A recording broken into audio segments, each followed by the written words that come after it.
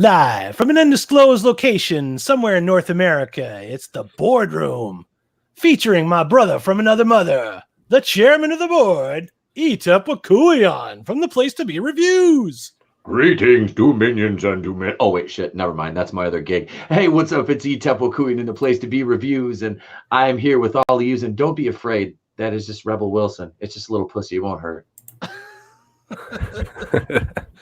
From the other side of the same island that I occupy, it's our East Coast connection, Cody from Goober Brothers Entertainment. I saw The Rise of Skywalker, and all I got was this lousy fucking T-shirt. You got a T-shirt? I didn't get a T-shirt. I saw that goddamn movie. Why?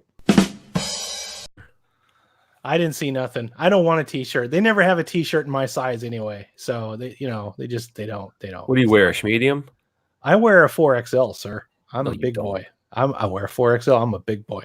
Schmediums for everyone. Schmedium. I believe you. I believe you. I mean, I could probably put that on one of my feet, but I'm not going to be able to get that on my back. Jesus, what are you, Shaquille O'Neal?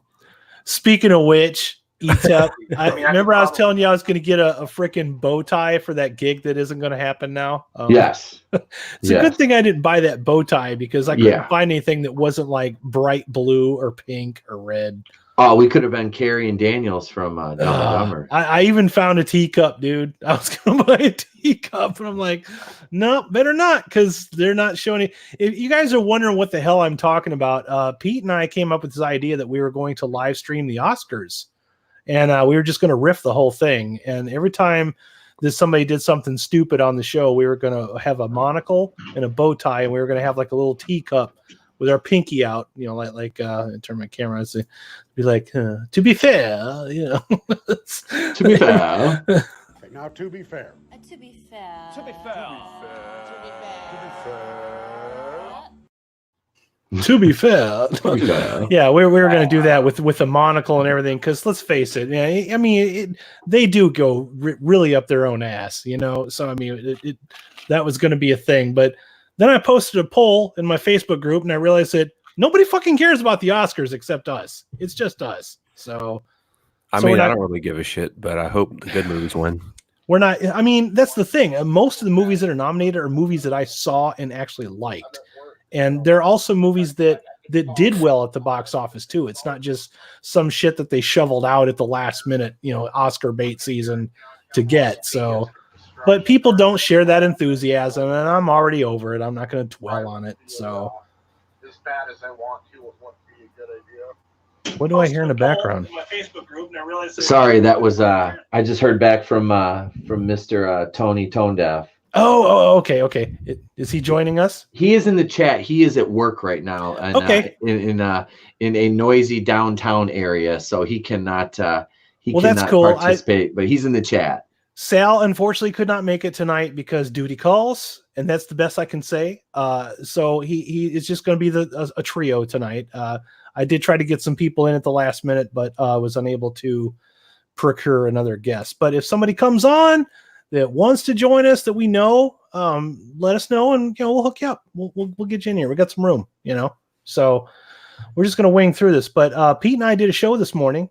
Was it yet today or yesterday? God, the days are blurring together now. Yesterday. God damn it! See, I did a podcast last night. Yeah, it was yesterday that we did two streams in one day, dude. And it's like it looks like I ain't doing jack shit on my channel, but in reality, I've been doing a lot of guest streams lately, which is great for me. It's good for networking and whatnot, but it's not good for me not remembering shit and trying to keep track of all of my dates. So there's that. But my icon looks a little bit like Heisenberg, doesn't it?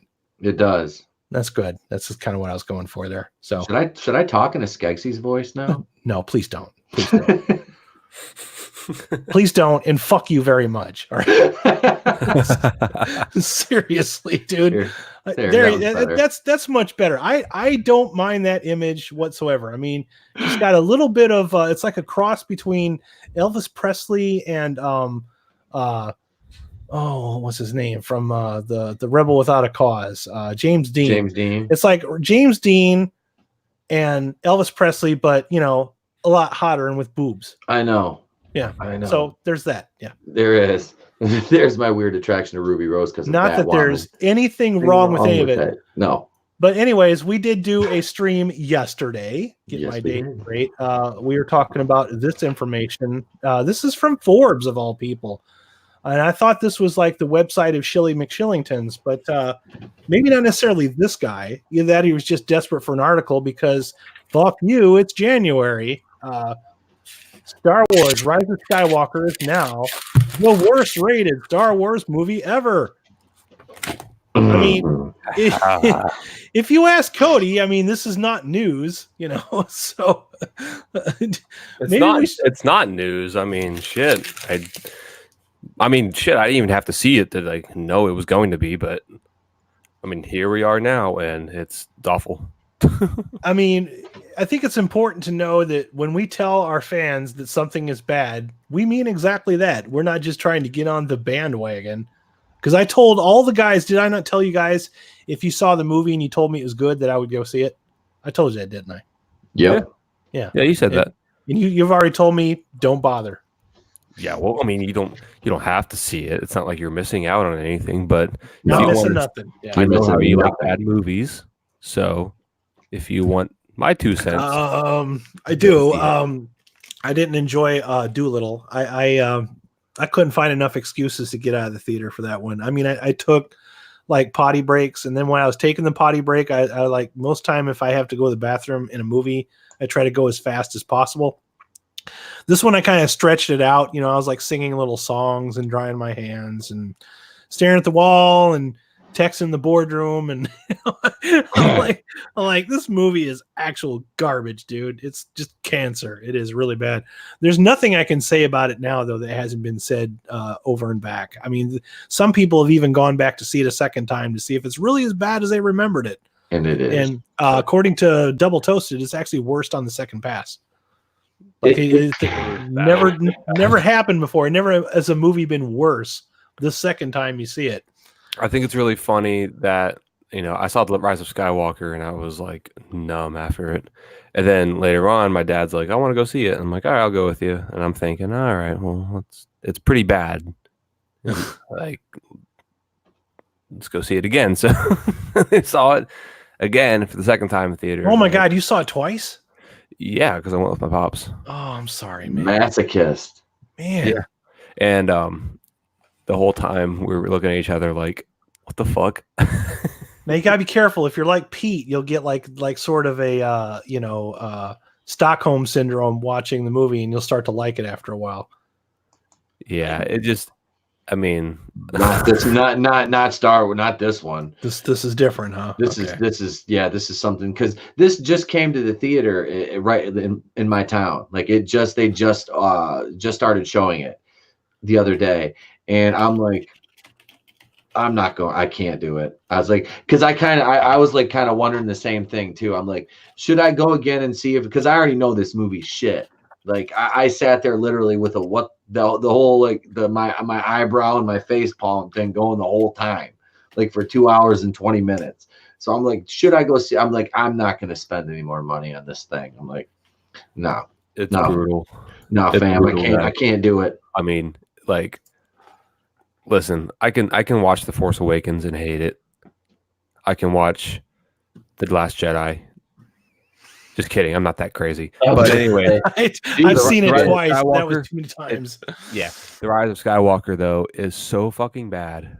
Like, you look at it and you go, how the hell have we come to this with Star Wars? You know, that's exactly what Jeremy John said. He's a movie critic. I don't know if you guys follow him or not, but he's one of the really big ones. And I love his reviews because they're really short, to the point, and like very humorous, you know. And he's been one of the big stern, pro anti-Disney Star Wars. I say not pro, anti-Disney Star Wars. He's not been happy with the products. He's more like me because he liked the first one like I did. Like I liked Force Awakens. I'll still stand by it. It was a good movie, but in retrospect, it was a setup for something that went nowhere. So it's lost its appeal for me over time because of what's come out, afterwards. You know what I mean? But at the time, like he called himself that doe-eyed bastard. He's like, remember that doe-eyed bastard that was all excited about, Force Awakens, yeah, he didn't know any better, but he's not a fan of the Last Jedi or Solo, and neither am I. I don't like those movies. I think one is more boring and the other one is just annoying. Those are not two things I want to associate with Star Wars, so I just decided not to go bother with this one. But we will talk about it because this is the boardroom. This is what we talk about when we get together. We talk about our frustrations and how we met and how we wound up being in the Fandom Menace, and then this is part of it. We're not hating on this because it's cool. We actually wanted it to be good. It's just it pandered so hard that it failed at every level. So this is written by Paul Tassi, news and opinion about video games, television, movies, and the internet. I wondered if this would end up actually happening with so many reviews already in, but it finally did. I have been tracking the Rotten Tomatoes score of Star Wars Rise of Skywalker ever since it debuted below expectations and surprisingly planted itself between The Phantom Menace and Attack of the Clones in terms of overall score. As the weeks pressed on and more reviews came in, it slipped down even further and ended up tied with The Phantom Menace as the worst reviewed Star Wars film at a 53% Rotten Tomatoes score. Now just a couple more reviews have sent it over the edge, and at a 52%, it is now the worst reviewed Star Wars movie in history, including all three trilogies and the two sub-films. Here's the final list, which may be done changing at last. The Empire Strikes Back in first place, which I think we can all agree with. Okay. Mm-hmm. New Hope, no argument with me there. I do like Empire more than A New Hope. I know that's controversial, but I'm the same way. I do. I think everything just went up like 10 notches. Yep. I've always been an Empire Strikes Back. Don't get me wrong. I love A New Hope. Yeah. I do. But it just, the Empire, I think I rewatched that more. Well, I have to take you back to time. This is how old I am, guys. I didn't have a VCR when I was a little kid. I didn't have a DVD player. I had a record player. I had a record player that played the story of Star Wars on 33. You had a little book that you read along with it, and it told the story. It had a narrator. It was dope. I mean, it was the actual dialogue and sound effects and everything from the movie and the John Williams music. It just shortened it a little bit, and it had a narrator. I played that thing over and over and over and over again so much that I can recite the entire line, all the lines from A New Hope. So there was that. But when the Empire came out, by the time that finally hit HBO or whatever, I think we had a VCR. You were all ears. And I watched the hell out of that. I did. I watched it. I remember I watched that movie. I had a fever dream when I was a little kid. Literally a fever dream. I had a pneumonia, and I was out of school that day.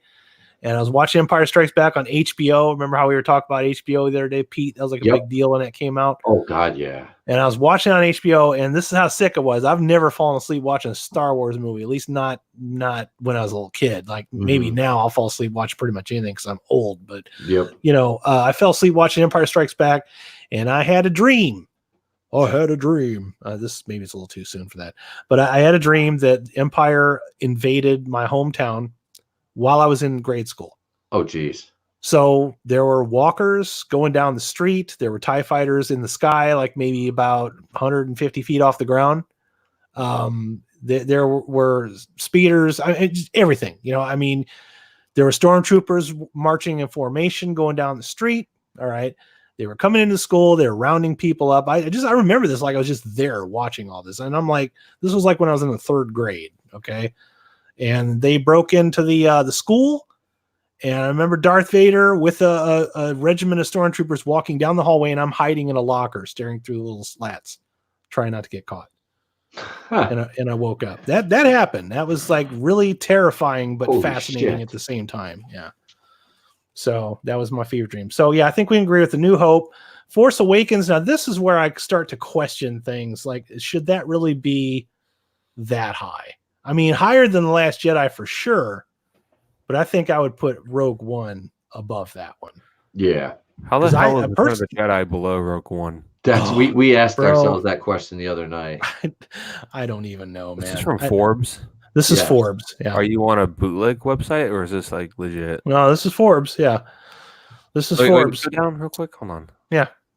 So the fact that the movie that no one asked for is higher than Attack of the Clones and The Phantom Menace, two movies that both, tell a good story. Yep. And Agreed. Revenge of the Sith is below Rogue One as well. If anything, that should be up there with what else? What are the other ones up top? Empire. If we start with Empire, 94%. A New Hope at 93. Force Awakens also at 93. So those Force two are Awakens and tied, Last which Jedi is shouldn't even bullshit. be there. This is bullshit right here. Revenge of the Sith and Return of the Jedi should be up there. That is bullshit right there. I'm my whole controversial like hot take on like the ratings for my top 3 is Empire, A New Hope, and then Revenge of the Sith, and then Return of the Jedi after that. Agreed. I would do that too. And then below that would probably be Phantom Menace and then Rogue One, because I find of the Disney movies, Rogue One to be the most rewatchable. Yes. But still not as rewatchable as the original movies when Lucas was in charge. No, under Rogue One, I'd put Attack of the Clones and then the rest of the Disney drivel. Now, for me, Attack of the Clones originally would have been at the bottom of this list, but now I think that has to belong to the Last Jedi. Yep, same. I can't rate this new movie because I haven't seen it. I don't want to spend money. I'm not even. It's not even that I'm spending money. I don't want to get mad again. Because you will. I left this one angry. I've heard all the leaks, so there's nothing to surprise me with it. But I don't. It doesn't sound like something that I want to watch. Still watching it unfold after you've read everything, just watching it unfold and the sheer stupidity of it, and you can it's got J.J. Abrams' fingerprints all over it. Yeah. I mean I know he directed it, but I mean it is like a signature J.J. Abrams. Now, see, I'd rather watch this over here, Dr. Sleep in 4K. Now that's something that I would like to watch. I missed that one. I still want to see it. That came out at a time when I didn't have Movie Pass yet. Yeah. So like even now I could see it on Movie Pass. I could see Rise of Skywalker tomorrow if I wanted to. I just don't want to. That's the problem. The want. Solo was boring, so that would be low on my list as well. Attack of the Clones is my least favorite of the original movies. Mm-hmm. Okay, it's just there's a large chunk of that movie that's a romance that is really weak sauce, and I did not like Hayden Christensen's performance in the movie. I thought it was cringy. I liked his costume. I think they cut away from it enough to make it enjoyable. That's just my opinion. But I still love watching that one because all the clone stuff in it and the clone stuff is cool. The stuff with Obi-Wan. Obi-Wan saves that movie for me, Ewan McGregor. Oh, absolutely. Because he's definitely the star of that one. That's one part that they didn't screw up. He was the star of Attack of the Clones. It's all him. But yeah, the stuff, the romance between him and Padme was just rough. But I did like the Yoda fight with Christopher Lee. That was pretty dope. I think that's the romance stuff. They focused way too much on the romance stuff. They needed to cover it. I mean, that's the problem. The problem is, much of it, but at the same time, it's like, yeah, they cut away from it enough to show cool, like you said, Ian McGregor parts. And I'm glad you brought that up, dude. Let's talk about two romances. All right, there's a romance in Star Wars that's done right, and that is the romance between Harrison Ford and Carrie Fisher. Yeah, Han Solo and Prince Leia. That's a natural romance. All right, those two are trapped. He is just overbearing, and eventually she starts to kind of like him because he's a little bit irresistible. All right, that I can buy. But my problem with the romance between Padme and Anakin is that when we first meet Anakin, he is a kid. He's like 9 years old. All right, he's 9 years old or not. When I was 9 years old, I was not thinking about girls, and if I was like, I don't want to get cooties. All right, so there's that. Then by the time we see him again, he's like supposed to be about 17, we're guessing 17, 18 years old. He's like super creeper status, like he looks like Ted Bundy, by the time we see him again, plus he didn't kill just the women, but the children and the women, he slaughtered them with like animals. He is a creeper. Yeah. Cause he hates them. And then there's the whole saying it's core shit too. Oh, come on. That part was great. Yeah. No, it isn't. It really isn't. You thought about it. You thought about it. No, it's not. It is. that romance. So if they, my point though that I was trying to get to is if you would have stretched that romance, like if we would have been introduced to Anakin as a teenager, starts getting the hots for Padme, and then that develops, and they push that into the next movie as well. If you had them getting more attracted in the second movie and you built it up over 3, it would have had a little bit more meaning to it, or at least over 2 movies. But yeah, they rushed that romance, man, and it was rough. I had a hard time with it. So, and the Battle of Geonos is cool, but it's another one of those where I know I'm talking about this. I just sound like an old fart when I say it, but when you have too much of a battle and everything looks like it's the same color, I start getting a little checked out. You know, it's like the end game sequence. You know, it's like all of those superheroes on the battlefield all at the same time is extremely exciting, but not terribly fun to look at because it's hard to see what is happening. This is the same problem I had with Infinity War. It's like you have that much stuff going on at once. You can't really focus on any one thing. But anyway, moving on. All right. So Rise of Skywalker is at the bottom list. There's the tomato meter right there. There it is. There's your proof.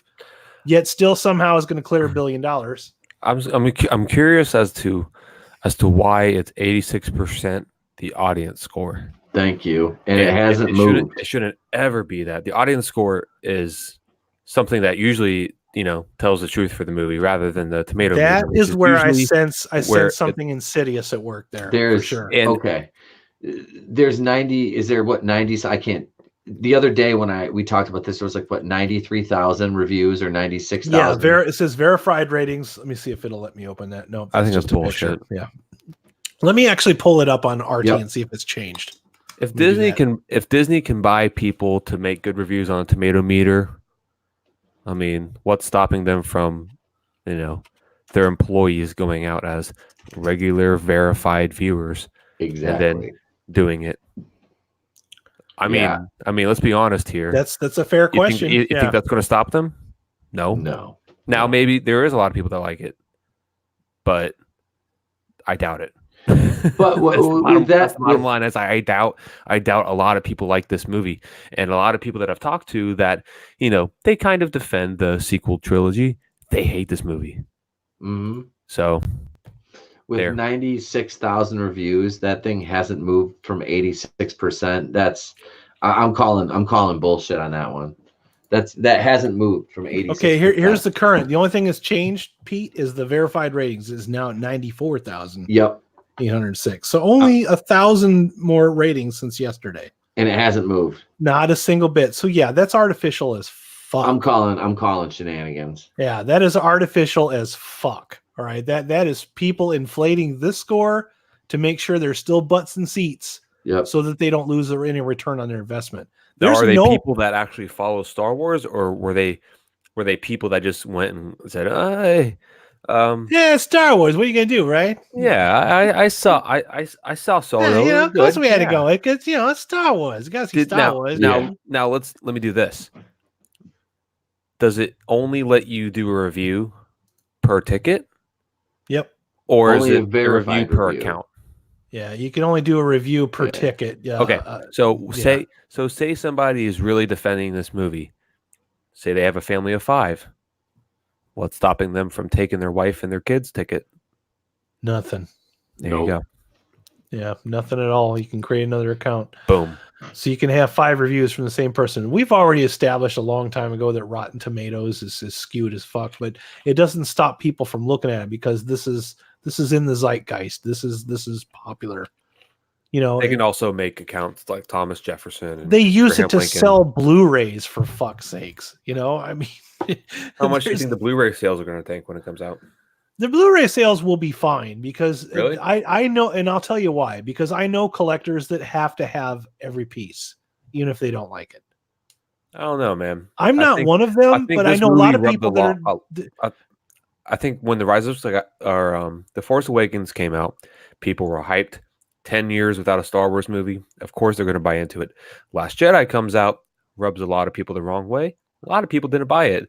You're going to have people like you mentioned who they're going to buy everything they can to finish their collection. Of course, they're going to because they need it. They have the full collection. This movie's going to come out. rubbed a lot of people the wrong way. And there was a lot of mixed feelings going on in that audience. I was there in a packed I theater. still think Not that everyone was on the same going to page, buy guys. this. I I think they're going to buy it because people are completists. I know people that collect things, and nowadays, in order to be considered a collector, Hold on, I got my dog's losing. Oh, no his problem. shit. To be a collector, I have to use my quotes here. Collectors have to have every piece of a collection, or it's incomplete. And if it's incomplete, they're constantly thinking about, I need that other piece to complete my collection. It's like an accomplishment. It's like, you've conquered that hill. You have to have that extra piece. They'll buy the movie just to finish off their collection. If they don't buy this movie, they'll probably buy the whole set on 4K, like my dumbass probably will, because I do want these movies on 4K. So I don't want to watch Rise of Skywalker, but if I obtain it that way and I watch it then, I mean, at this point, there's nothing left to ruin, so there is at least that. I mean, the damage is already done. You can't fix this. The only way you can fix this is to start over again with a new cast of characters and a new story that doesn't suck. And we know that there are people that can possibly do that, but those people probably have their hands tied. I'm going to finish reading the article while we're waiting on Cody. All right. Again, this is just critics. The audience score for the film has gone up by 1% and is wildly different than the critic score at 86%. We just established that since our stream yesterday, there's been 1,000 more audience scores and the number has not budged. So I 100% believe there is some shenanigans going on there. Still, for as much as people claim to love the film, its box office is not tracking where you think it would be, as it's lower than The Last Jedi and more on pace with something like Rogue One instead. It will still make a ton of money, of course, but it's not the ultra smash you might imagine the last film in a series like this would be. Like I said in other articles like this before, I don't think this placement is deserved. As in mind, there is no way you can rate Rise of Skywalker below the prequel trilogy with a straight face. I have liked the film a bit less further. I've gotten away from it. I'm now kind of shaky on my earlier statement that it was my favorite out of the new trilogy. Wow, really, dude? But fundamentally, I think the critics are off base here to a certain degree. Now he's defending it. Yep. What does seem to be clear is that Disney is wise to take a break from constant Star Wars films for a little while. That much I can agree with. Lest they fully exhaust fans, Disney Plus with its experimental shows like The Mandalorian, Obi-Wan, and the Cassian Andor series seem like a good place for respite until the new films can be figured out. Whatever happens next, it may help that we're out of the Skywalker saga so fans and critics can no longer lament what has or hasn't happened to their favorite iconic heroes and villains. That is also true. We'll talk about that in a second. The next movies are reportedly set several hundred years before the events of the big 9 films. This is probably the legacy of Skywalker, the movie that critics hated, that fans thought was pretty okay, but ultimately was somewhat messy end to a 9-film series for a variety of reasons. Rest in peace, Skywalker, Solos, Vaders, and Palpatines. That's a lot to think about. Where do I want to start? Swig of water for the working man. Where do you bite into that fucking sandwich at? That is a big fat turd sandwich right there. First of all, these movies don't fit in with the other ones, and I think not at all.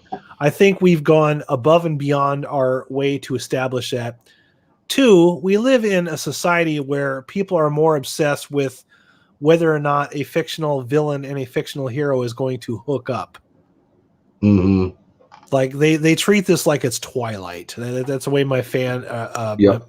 my buddy who's a fan of this movie, my buddy Brian, if you're listening, hello, brother. But he said, I wish that the Twilight people, they would just make another Twilight movie so that those people that are fantasizing about Rey and Kylo Ren would just go and worry about that again. Because that's the kind of stuff that they were into. Like that kind of story works fine for that kind of film. But the Star Wars saga is not that kind of movie. They're not based on that kind of entertainment. They're based on Kurosawa, World War II movies, westerns don't have those kind of stories where the villain and the damsel, or not the damsel, the heroine and the villain have some kind of awkward, frustrating relationship. So there's also that. The fact that people automatically associate you with some kind of horrible, misogynist pig just because you don't like the movie must be because you don't like the fact that the hero is a female. Nobody ever gave a shit or said anything about the hero being a female in The Force Awakens. I don't remember that being a thing. I mean, that was before I met all you guys, but I don't remember that being an issue there. All right. The issue is that the second movie completely abandoned everything that was set up by the first movie and abandoned the entire saga that it comes from. Well, that's because it was directed by a complete fucking hack who turned in a first draft to his boss after he crawled out from under a desk. And I mean, really, Rian Johnson did. And Tony and I have discussed this before. Rian Johnson might be a good director if he's carefully regulated and his script is monitored down to like the punctuation. You know what I mean? He might have been good from what I understand, Star Wars. He's good at doing bottle episodes of like the TV show. And Star Wars is very cyclical in that what they probably should have done is given him Solo or Rogue One versus this. Don't give him a saga movie. No, because he tried to make his own movie on the 8th chapter of a 9-part saga. It's stupid. You can't. This is not where you want to go off the beaten path and make a bottle episode. So he made a bottle episode anyway. And all he did was completely sabotage any direction it can go in without actually having to completely unwind what he did, which is pretty much from the reviews that I've read and from the stuff that you guys have told me is what happens in the Rise of Skywalker. You have to undo everything from the last movie in order to even have a movie. Mm-hmm. So you have to spend a ton of time explaining away. And it sounds like there's an abnormal amount of exposition in this movie too. Yeah. Oh, It's like exposition, the movie, like just constantly telling you what happened. And then this thing, and then that, and then that, and then that, and then that, and then this thing, and then another thing. But then we got to do this thing to do that thing. Right. Yep. That's how this movie plays out. It's like the Great MacGuffin chase. That's called really bad writing, is what that is. Oh, the writing is shite in this. And like seriously, when they're just like flying around through the gap, I want to take this movie and I want to edit it, and I just want to do the whole Benny Hill just like with them just in all these different settings, because that's basically what it came down to. It was ridiculous. Like I don't, like I said, I don't want to hate on this movie because it's cool to hate on this movie, but it's not good. It's not good. Not at all. Like I had my head in my hands this entire movie going, what the fuck am I watching? Like, what is this shit? I want to give a shout out to Leo Red. What's up, Leo Red? What's up, buddy? Glad to have you. I'm trying to get you unbanned over on my channel, man. You and Flair. I'm trying. I forgot. You hit me up either tonight after the show if it's not too late, or tomorrow, and I'll show you how to do that. All right, it'll probably be tomorrow then. Yeah, you have to actually go into your YouTube studio settings and go in and fix it there. All right. Chris Wicks does not have the ability to do that. Okay, we'll get on it. Damn you, Chris Wicks. We love you too, but damn it. Damn you. No. Pocket banning people. Pocket banning our fans. But so we'll get that fixed by the end of the week, I promise. Either tonight, we're all kind of running on steam at this point, but if we don't get it done tonight, we will definitely get it done tomorrow. I just forgot to tell you that I need to sit with you and fix that. So I know how to do it. I can walk you through it. Yeah. I was tripping earlier trying to go through it. I'm like, the band gang. That's right, Leo. I'm like, like our fans are so loyal, we ban them. They still hang out with us. They have other accounts and they just come back. So, Cody, what do you weigh in on all this, man? He's probably still letting the dogs out. So, all right. Go Star Wars. Yeah. What do you? My microphone was muted. Oh yeah, about this whole thing being the lowest scoring, and just how did we get to this moment, man? I personally think I think the tomato meter scoring doesn't mean dick, but the audience score speaks volumes. For one, I think a lot of them are fake. I think a lot of them are ingenuine, and also I think it gives a very fake picture of the real fandom and what people are actually experiencing and how they're feeling about this movie. Because you can go in the comment sections and a lot of Oh, you know what? posts Let's do that. for big Facebook posts from like IGN and shit like that, comicbook.com. A lot of people are like, "Fuck this movie. Ray sucks ass." That's a good point. I'm Go going to suck go. a dick, Kylo. We're going to go into the comment section while you're talking here. I'm gonna pull this up. Like these reviews on Rotten Tomatoes don't mean anything. It's like, yeah, it's a website specifically made to review things. What do you think's going to happen? You think they're going to be like actually critical about this, about a major movie that's been, like people have been speculating about this movie for over a year of how it's going to go. Here's 2.5 stars. This sounds a little bit more like believable here. Messy conclusion. This feels like a remake of Return of the Jedi. Safe filmmaking with zero gambles. The first hour is tough, really tough to sit through. We're supposed to swallow a villain has been alive this whole time without any explanation.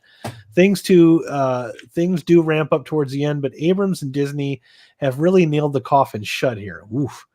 Uninspired and meaningless film, and it's a shame. The storyline is tedious and a stepping stone for the so-called fanboy groups that call The Last Jedi a mess. This is a real mess. It's a shame Rian Johnson didn't write and direct this trilogy. Oh, God. Oh, he said that in a sentence. Oh, what did I say? Oh my God. Sorry, I'm eating pizza right now. No, go ahead. I had pizza for dinner too. This film has forced story beats. Nothing flows. It's all for fan service, essentially box office glorification. Lucas never did this. Where's the risks? Disappointing conclusion after the great work done in The Last Jedi. Yeah, this is The Last Jedi defender. This might have been the guy at the gym I saw who was wearing a Last Jedi t-shirt. Yeah, this is probably that guy. What happened to the spark to ignite the rebels? What happened to the child at the end of the last film? Only this guy. Only somebody. I can't even read the rest of his fucking comments there. After that remark, the last child at the end of the last film. Too many holes and characters left to the side. Finn is here for no real reason. Well, that's the whole trilogy. The whole trilogy, Finn is he actually has a little bit of a part in the first one in that he meets Rey. That's pretty much his only arc is, hello, Rey, I'm Finn. That's your whole arc in 3 movies, dude. I wasn't a giant fan of the remake of The Last Hope by Abrams, but at least it had something originality with set pieces. Disney's influence was obviously too much here. Okay, so here, let's go to the 4.5 stars. Real quick, I think Finn's nickname should be Darth Friendzone. Friendzone. Oh, F in the chat for Darth Friendzone. Oh, God, that's beautiful. Best of the last 3 with thrills, laughs, and melancholy. The acting is very good, especially Ridley and Driver. Gave me nostalgia of the original trilogy, which was during my childhood, a fitting way to end the current story. Wait. Okay, this is 3.5. This is some bullshit. You know it. I know it. Rise of Skywalker is not just a bad movie contained within itself. It's also a very bad sequel to The Last Jedi. But that didn't stop me from having a really great time at cinema with episode 9 twice. Originally, I started writing my review for it by writing 2 lists. One of all the dumb crap I didn't like. One of all the dumb crap I did like. But A, it contained a lot of spoilers. And B, there's a lot of lists of the dumb crap in Rise of Skywalker out there already. So all I'll say is this. The majority of the complaints that people are making about Rise of Skywalker are fair and accurate.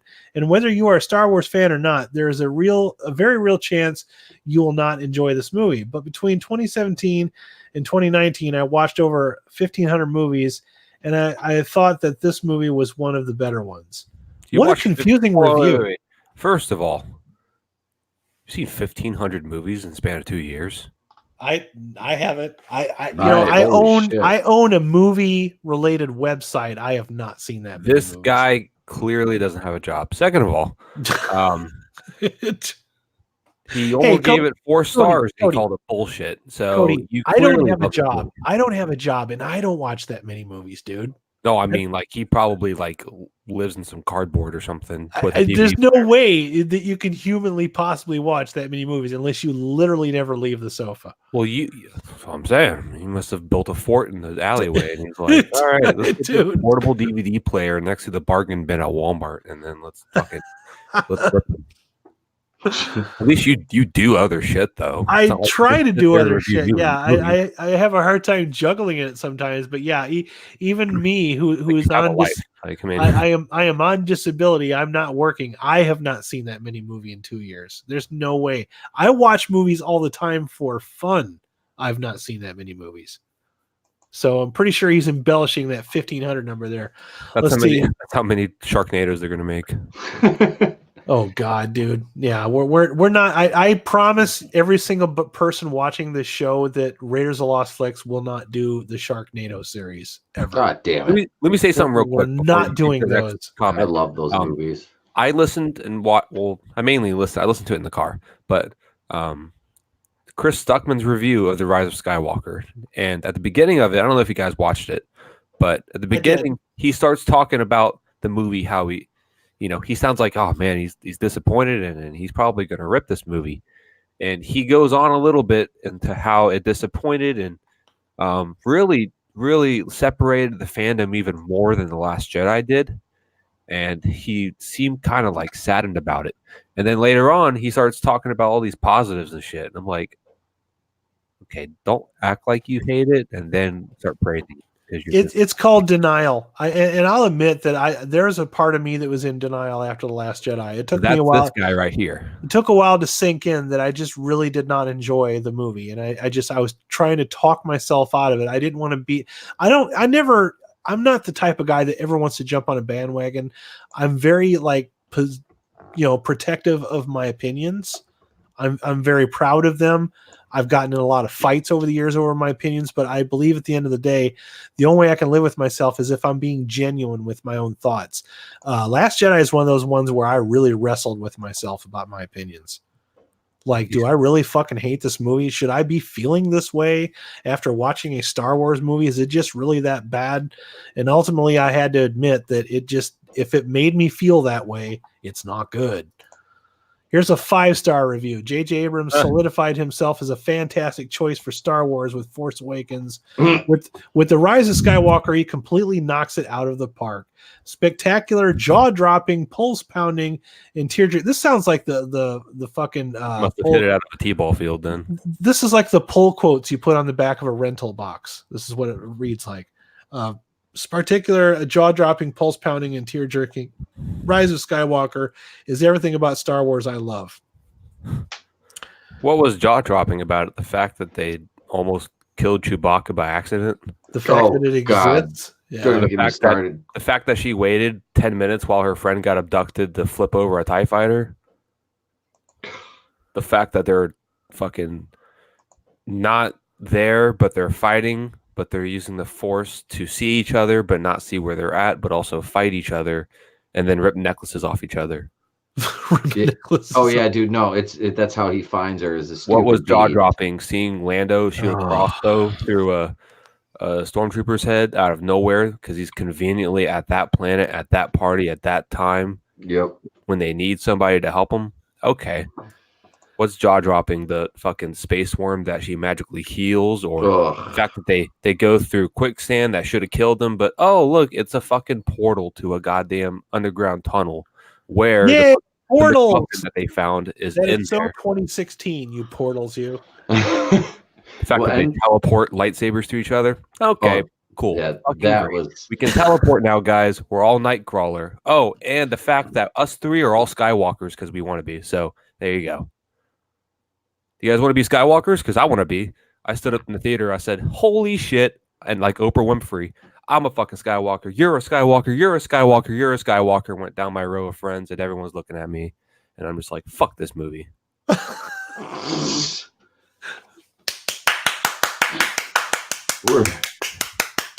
tell if you're clapping or doing something else. Yeah. There you go. There you go. There you go. Thank you. We're all Skywalkers. We Who are are you, all Ray? Skywalker. We are Romano. all Orpeds. all Leo Orped. Red. Finn took lessons from Sir Jorah Mormont. Hashtag Darth Friendzone. Darth Friendzone. Darth Friendzone. Darth Friendzone. Who is The whole Sir time you think Jorah? he's wanting to say "I love you" to Ray, but he's all he wants to say is that he has the Force. I'm Force sensitive, Ray. No, bitch, you want to say you love her. It's okay. Because after that quick pep talk with Han Solo and how the Force doesn't, that's not how the Force works, he suddenly has the Force. Yeah. So check this out, Cody. Layla B says, I loved every minute, almost cried, ... several times. Oh, God. Oh, well, I cried after The Last Jedi when I realized, hey, the franchise really is dead. Oh, wow. I wasn't prepared for it to die, but it's, Kylo Ren killed the past, so whatever. I mean, See, I believe this one more. Ryan Johnson. I mean, here's a half star. Total garbage. The whole movie is basically just a retcon of The Last Jedi for worse, and on its own terms, it's stupid and boring. It wasn't really all of a retcon because they still, even though they threw shade at The Last Jedi, they still incorporated a lot of bullshit from that movie. So, I mean, I don't know what to tell you when you're pulling fucking Palpatine out of your ass and throwing him in a movie and just handing Ian McDermott a bunch of money. Then this is the last one I'm going to read because I tell these things are ingenuine as fuck. All right. This movie is so true to the original that it was a pure joy to watch. Please see this film because you will love it for its authenticity to the story. It's not authentic at all. Horse shit. Fake account. This movie was a member-berry filled cash grab wrapped in idiocy written by a moron. I mean, it's just all I got to say is fuck you. The only authentic things in this movie are Chewbacca, yep, C-3PO, and R2-D2 because he beeps. That's it. The rest of it was trash. Well, even the Millennium Falcon's ruined because they realized that fembot droid is like the fucking AI. L337 is the fucking. So speaking of L337, I forgot to send you guys this to the chat. I'm going to send it. No, I'm not. I'm not going to send it right now. I saw an action. I took a picture of it. I'll send it to you guys later. All right. A picture of L337 action figure from Five Below, marked down to $3.27. So it even has to be clearanced at the clearance store. I'd buy that for $1. Adam, hit it. I'd buy that for $1. Yes, sir. There it is. Yes, sir. Yeah, that was well earned.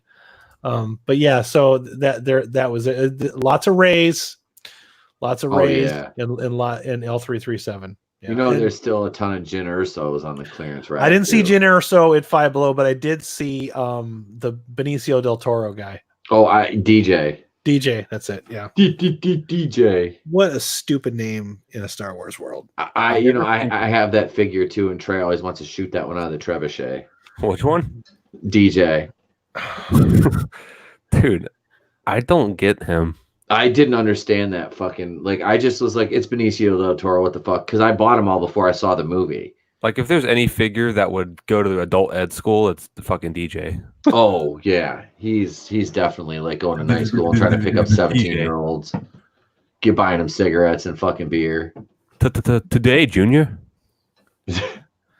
I think we beat that horse to death. Unless any of you guys got anything else you want to add to it. That poor space horse on the deck of the Star Destroyer got beat to death. Oh my god, that scene! I remember seeing that in the trailer, and that was like instant nope for me. I think I told you Monday night that I was talking about that in I said something about that on a Star Wars a Star Wars page thread, and I was like, great, space horses on the deck of a Star Destroyer, because that works in thin atmosphere. And somebody's like, they're not space horses, you fucking incel. I'm like, what the fuck?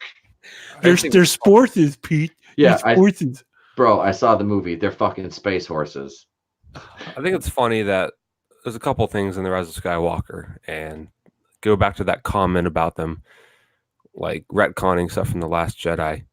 The Holdo maneuver, which Yep. is a thing Mhm. in this movie because Yep. they reference it. Yep. The fucking Mary from Lord of the Rings goes, "Let's do the Holdo maneuver." Yeah. They named it after Admiral Gender Studies. Vice They Admiral. actually Fucking named it gender after her. Kamikaze piloting a ship into another ship is now the Holdo maneuver. Let that sink in, right?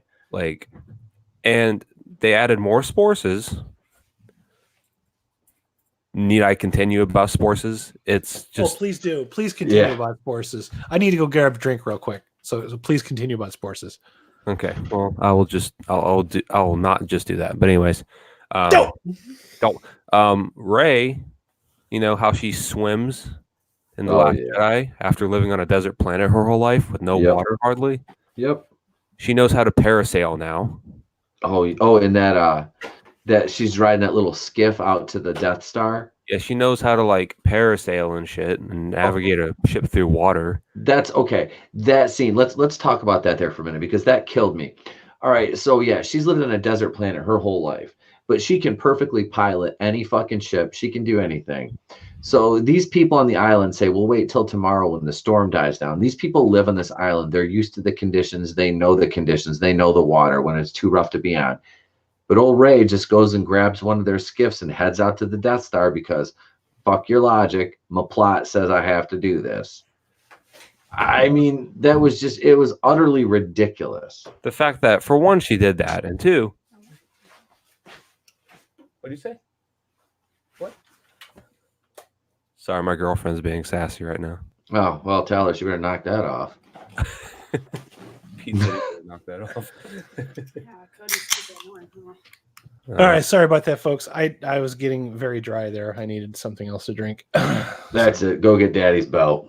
Yep, I asked for it. So, are we moving on from Star Wars? Have we had enough of this nonsense? We're still talking Star Wars because we Yep. hate it now. We're talking about Ray, the amazing Wonder Ray, taking a skiff and riding through a fucking basically like a tidal wave out to the Death Star that's still intact somehow with a perfectly intact throne room with a functioning door after it's been sitting in the water for 30 years after being blown into a million pieces in 1983 after the Emperor got thrown down the shaft and Lando and Wedge blew it up,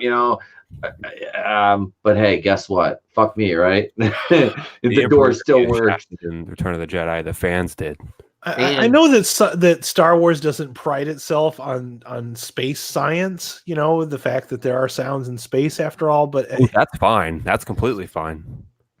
I think they took that and just really ran way too far with it. You know what I mean? Oh, we can do that, so we can do all of this other stuff too. Oh my God! Look at the last two comments. I love it. Oh, Jesus, Tony. My wife does the holdo maneuver to me on my birthday and after funerals. Leo Red says, Enfys Nest is my favorite Star Wars character ever. R. Kelly. Oh. You guys are awesome. Leo Red is good with the R. Kelly jokes. Oh, yeah. I don't think they'll ever get old. No. Thank you, dude. You are a treasure. You are the reason we do this, dude. There's there's never a time than talking about R. Kelly peeing on people gets old. I mean, it doesn't. It doesn't. It's an R. Kelly party. I sip Chris, you drink piss. I mean, that's the way it rolls. That's the way it goes. No, man, this shit was bad though. And this is where we got to meet, what was her name? Jaina Cody. Cody's girlfriend fucking choked him out. Oh no. She choked him out. I said, go get Daddy's belt. She strangled him out of his goddamn chair with it. He was quiet for a little bit and he goes, oh, Cody's girlfriend just choked him out. Fuck. No, that Jaina chick though, because there was rumors going around, and I don't think it was from We Got This Covered, that they were going to do a spin-off show with Lando and Jaina. Now I'm like, you done try, you're going to make Billy D. Williams put this little fucking worthless character over when she's not. You know what that's going to be? You know what that's going to be? That's going to be a Driving Miss Jaina. Yep. Because he did. He said he's like, let's go find your family or something like that. Like, because he's like, you know where your family is? No, let's go find them. That was like the end of the movie for her. Them. It'd been funnier for you to say, "Where's your sister?" Yeah. Mind if I bang your sister? We'll have some Colt 45, motherfucker. Come on, let's go the find end your of that sister. movie where she's like, I don't know who my parents are. Yeah. And then he goes, well, why don't we find out? And I'm like, Yeah. holy shit, did he just like, what's happening here? That's Like, like Creeper territory. is this Bill Cosby now? Like, we did a came down to help Zeta find her parents, and I put something in her blue milk, and next thing you know, zip zoppity doo, she had Zip some zop, space come goo. down the mountaintop. Zip zop, zoom the There's walks always over with room blue for milk. Magellan. Hey, I got you a drink. Yeah, Lando was serving out drinks, all right, and back shots. Oh my god. You Almost can't aesthetic. say those things Well, on TV. don't blame me. Blame Rebel Wilson. Oh no. God, why do you keep using that picture as your icon, bro? You want to know something funny? I'm gonna turn this off for quick. But yeah, I want to mention something about that. I put a link up in my group earlier today about cats, and it was one of those bullshit ass articles where Taylor Swift isn't mad about cats failing and all that, and I'm like bullshit. Yeah, it's Entertainment Tonight, whatever. This is press control. All right, Yep. this is damage control right here. Because what I heard is she wanted to break into the movie business, and that was going to be her gateway into being in a big Hollywood movie. But in that article, there's a video about halfway down the page.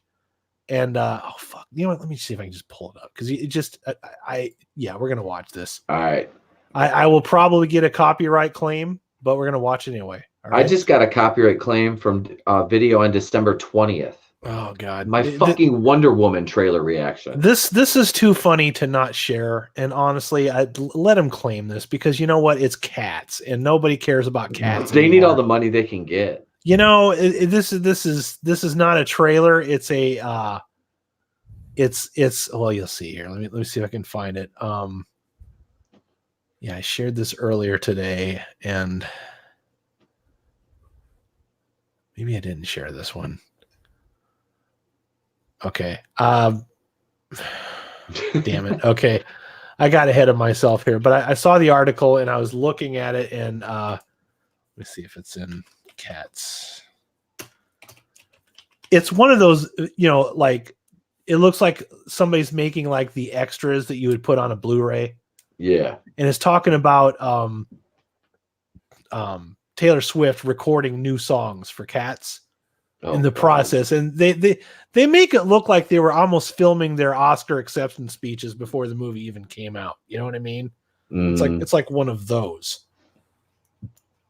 But let me see if I can find that video because it's pretentious as hell, man. I'm just like, did you guys even do a test audience with this? Because the failure of that movie is just so beyond like surprising.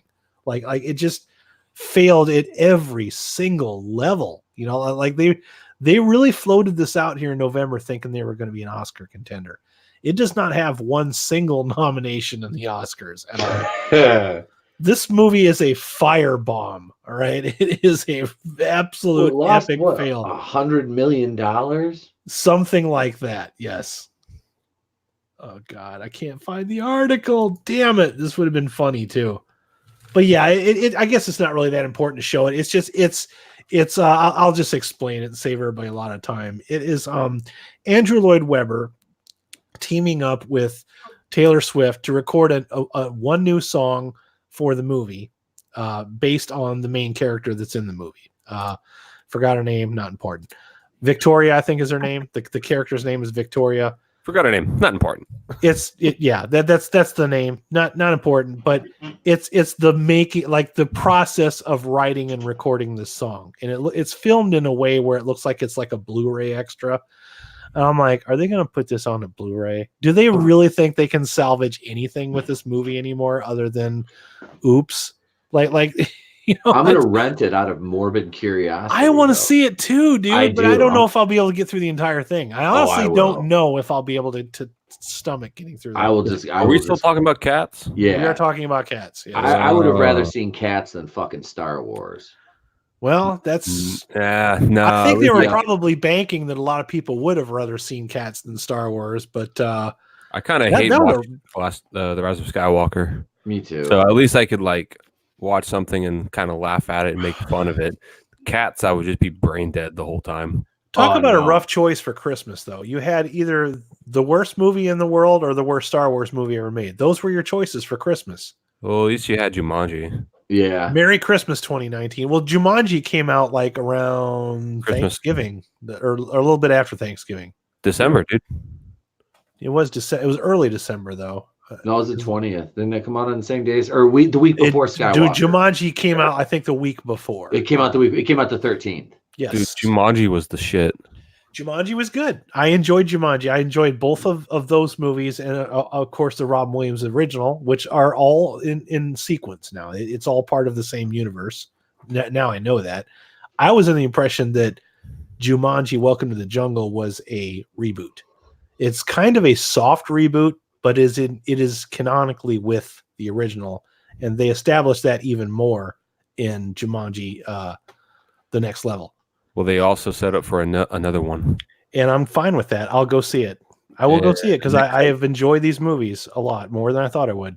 They do these movies with respect, man. They do these movies with respect, and it's fun. They're fun to watch because they're actors acting in them. You know, I mean, they have special effects. Yes, they're big budget. Yes, they're family friendly, but they're avatars for people, so they have to do impressions of those people and get you to believe that they are the avatars of the people that are playing the game. And I like that. I think there's a lot they can do with that, and they explore the hell out of that. Did you see the second one, Cody? The second one? Yeah, the Next Level. Did you see that one yet? Yeah. Okay, yeah. So you see how they explore that dynamic of having different actors do different things, like play different people. Oh yeah. No, they did it really, really well. I enjoy that aspect of it. I like that there's a lot you can do with that there. And I like the fact that they went in on bringing a lot more people into the movie, like well-known people. Makes it really interesting. You know, Yeah. it's fun, but it doesn't go too far with the jokes either. That was one of my biggest gripes about Doolittle is they just go so overboard with the jokes and none of them land. None of the jokes really land. that bad. It's a mess. It's okay. They advertise it as being a whimsical. Oh, now so the chat knows. Now we're talking about Doolittle. Okay, Doolittle is a mess because it's like they advertise it as like this whimsical fantasy adventure that's fun for the whole family, and you have Robert Downey Jr. and this is all taking place in the time period that the original Doolittle stories were made. So like 1920, somewhere around there. Very long time. I want to say 1820 it was when those take place. I'm probably wrong, but the animals that talk are using pop culture references from right now. That's really weird. That's bonkers, and they do it so much to the point where it's like, would you just shut the fuck up? Like I'm like that with all of the animals in the movie. I hate all of them. I wanted to French fry all of them by the end of the movie.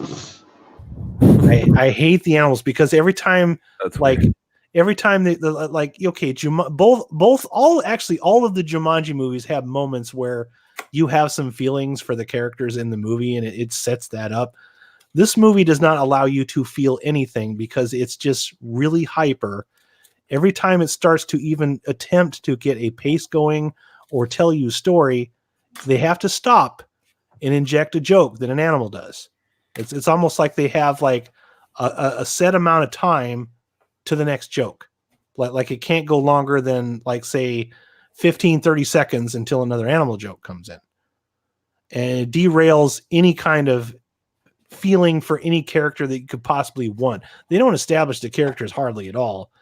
Robert Downey Jr. is speaking in 7 different accents and he's sleepwalking through the movie. I mean, he sucks in this movie. Like he's not good at all. Like I was like disappointed with his performance because I know he's a good actor. I've seen him in other stuff before and after Iron Man that he's good in. This is not one of them. It was unbearable. That's why I'm thinking that the Cats can't be as bad as this is that. So maybe I'm already like, and of course there was Black Christmas too, but yeah. Cats is definitely one of those movies that was up its own ass even before it came out. Cats was like acting like it was going to be a fucking classic. They really thought they had a masterpiece on that because I was baffled that I'm like, you're going to launch this on next to Star Wars, and I thought, well, if Star Wars is really bad, like I think it will be, maybe people will go see Cats out of protest. Maybe Universal was thinking that as well. If they were smart, they would have released it in June during the fucking Gay Pride Month or something. Am I wrong though? Let's be real. I don't know. They have made more money during June or in December. I don't know if that was the goal or not, but it's terrible, dude. You can't disagree with me though. I don't know. I just there's so many movies that came out in November that shouldn't have come out in November. Let's just say that, like Terminator, that should have been a January movie. Oh, that piece of shit. That probably would have done better in January. It probably would have been done better in January, but these studios, they clearly don't have any direction. They don't have any good properties. They're so over reliant on an independent property that they will just make a bad movie and hope that it floats. That's where we're at. So, Adam, you're going to see The Turning, right? I am absolutely going to go see The Turning tomorrow night. And you saw Terminator Dark Fate. Now, I did. Mackenzie Davis looks like she's done like a complete 180 in her look for this movie. Well, I knew Mackenzie Davis was in this movie. Yeah, Mackenzie Davis is starring in this movie. Yep. I saw Mackenzie Davis in Blade Runner? Blade Runner 2047, and she's beautiful in that. But she's in that too? Yeah. Oh yeah. Jeez. Yeah. In fact, I'll show you here. Let's see. Mackenzie Davis. LGBT 1000s and a lot of stuff. She actually is so good looking. It's ridiculous. She was not the worst She was not the worst part of Terminator. I think. No, you said it was the little chick that's supposed to be the new leader. Dora. Yep, little Dora. Okay, so I'll do a share here. All right, so here is Mackenzie Davis as we know her in Terminator. All right, obviously. Okay. Now let's do plus Blade Runner 2049. This is her in Blade Runner 2049. I don't buy it. Doesn't look like the same person now, does it? I ain't buying it. In fact, it. when I first saw this, I thought this was Katy Perry. Yep. That's what I'm not kidding, dude. I thought this was Katy Perry. Wait, go back. That does look like Katy Perry. Okay, so the chick person behind her looks like Jared Leto with some makeup and drag. All right, so that's her in Blade Runner 2049. So let's do the Turning. Yeah, she looks. This is like a period piece kind of. The Turning, I don't know if The Turning is a period piece or not. Is it set in? I don't know if it's set in modern times or not. Here she is in The Turning. Now she's very tall, all right, but she's actually a good actress. I like her. I just didn't. Terminator Dark Fate. She wasn't the problem with the movie. I think people had more problems with her hairstyle and her like over muscular, pumped up body because like you don't really see that. Here, I can't show you every picture from this movie because she wasn't really. There is some naughty stuff going on in this movie that I can't show. Okay, let's see that. Does that look like the LGBT 1000 there? Okay, that's as much of it as I can show. Not Smash, man. That's better. There's a scene where she disrobes. Okay, so you don't really see everything, but you see enough to know that she's a pretty lady. Okay, so yeah, go ahead. No, I'm just saying she's just Now here's her. She's doing her press for The Turning.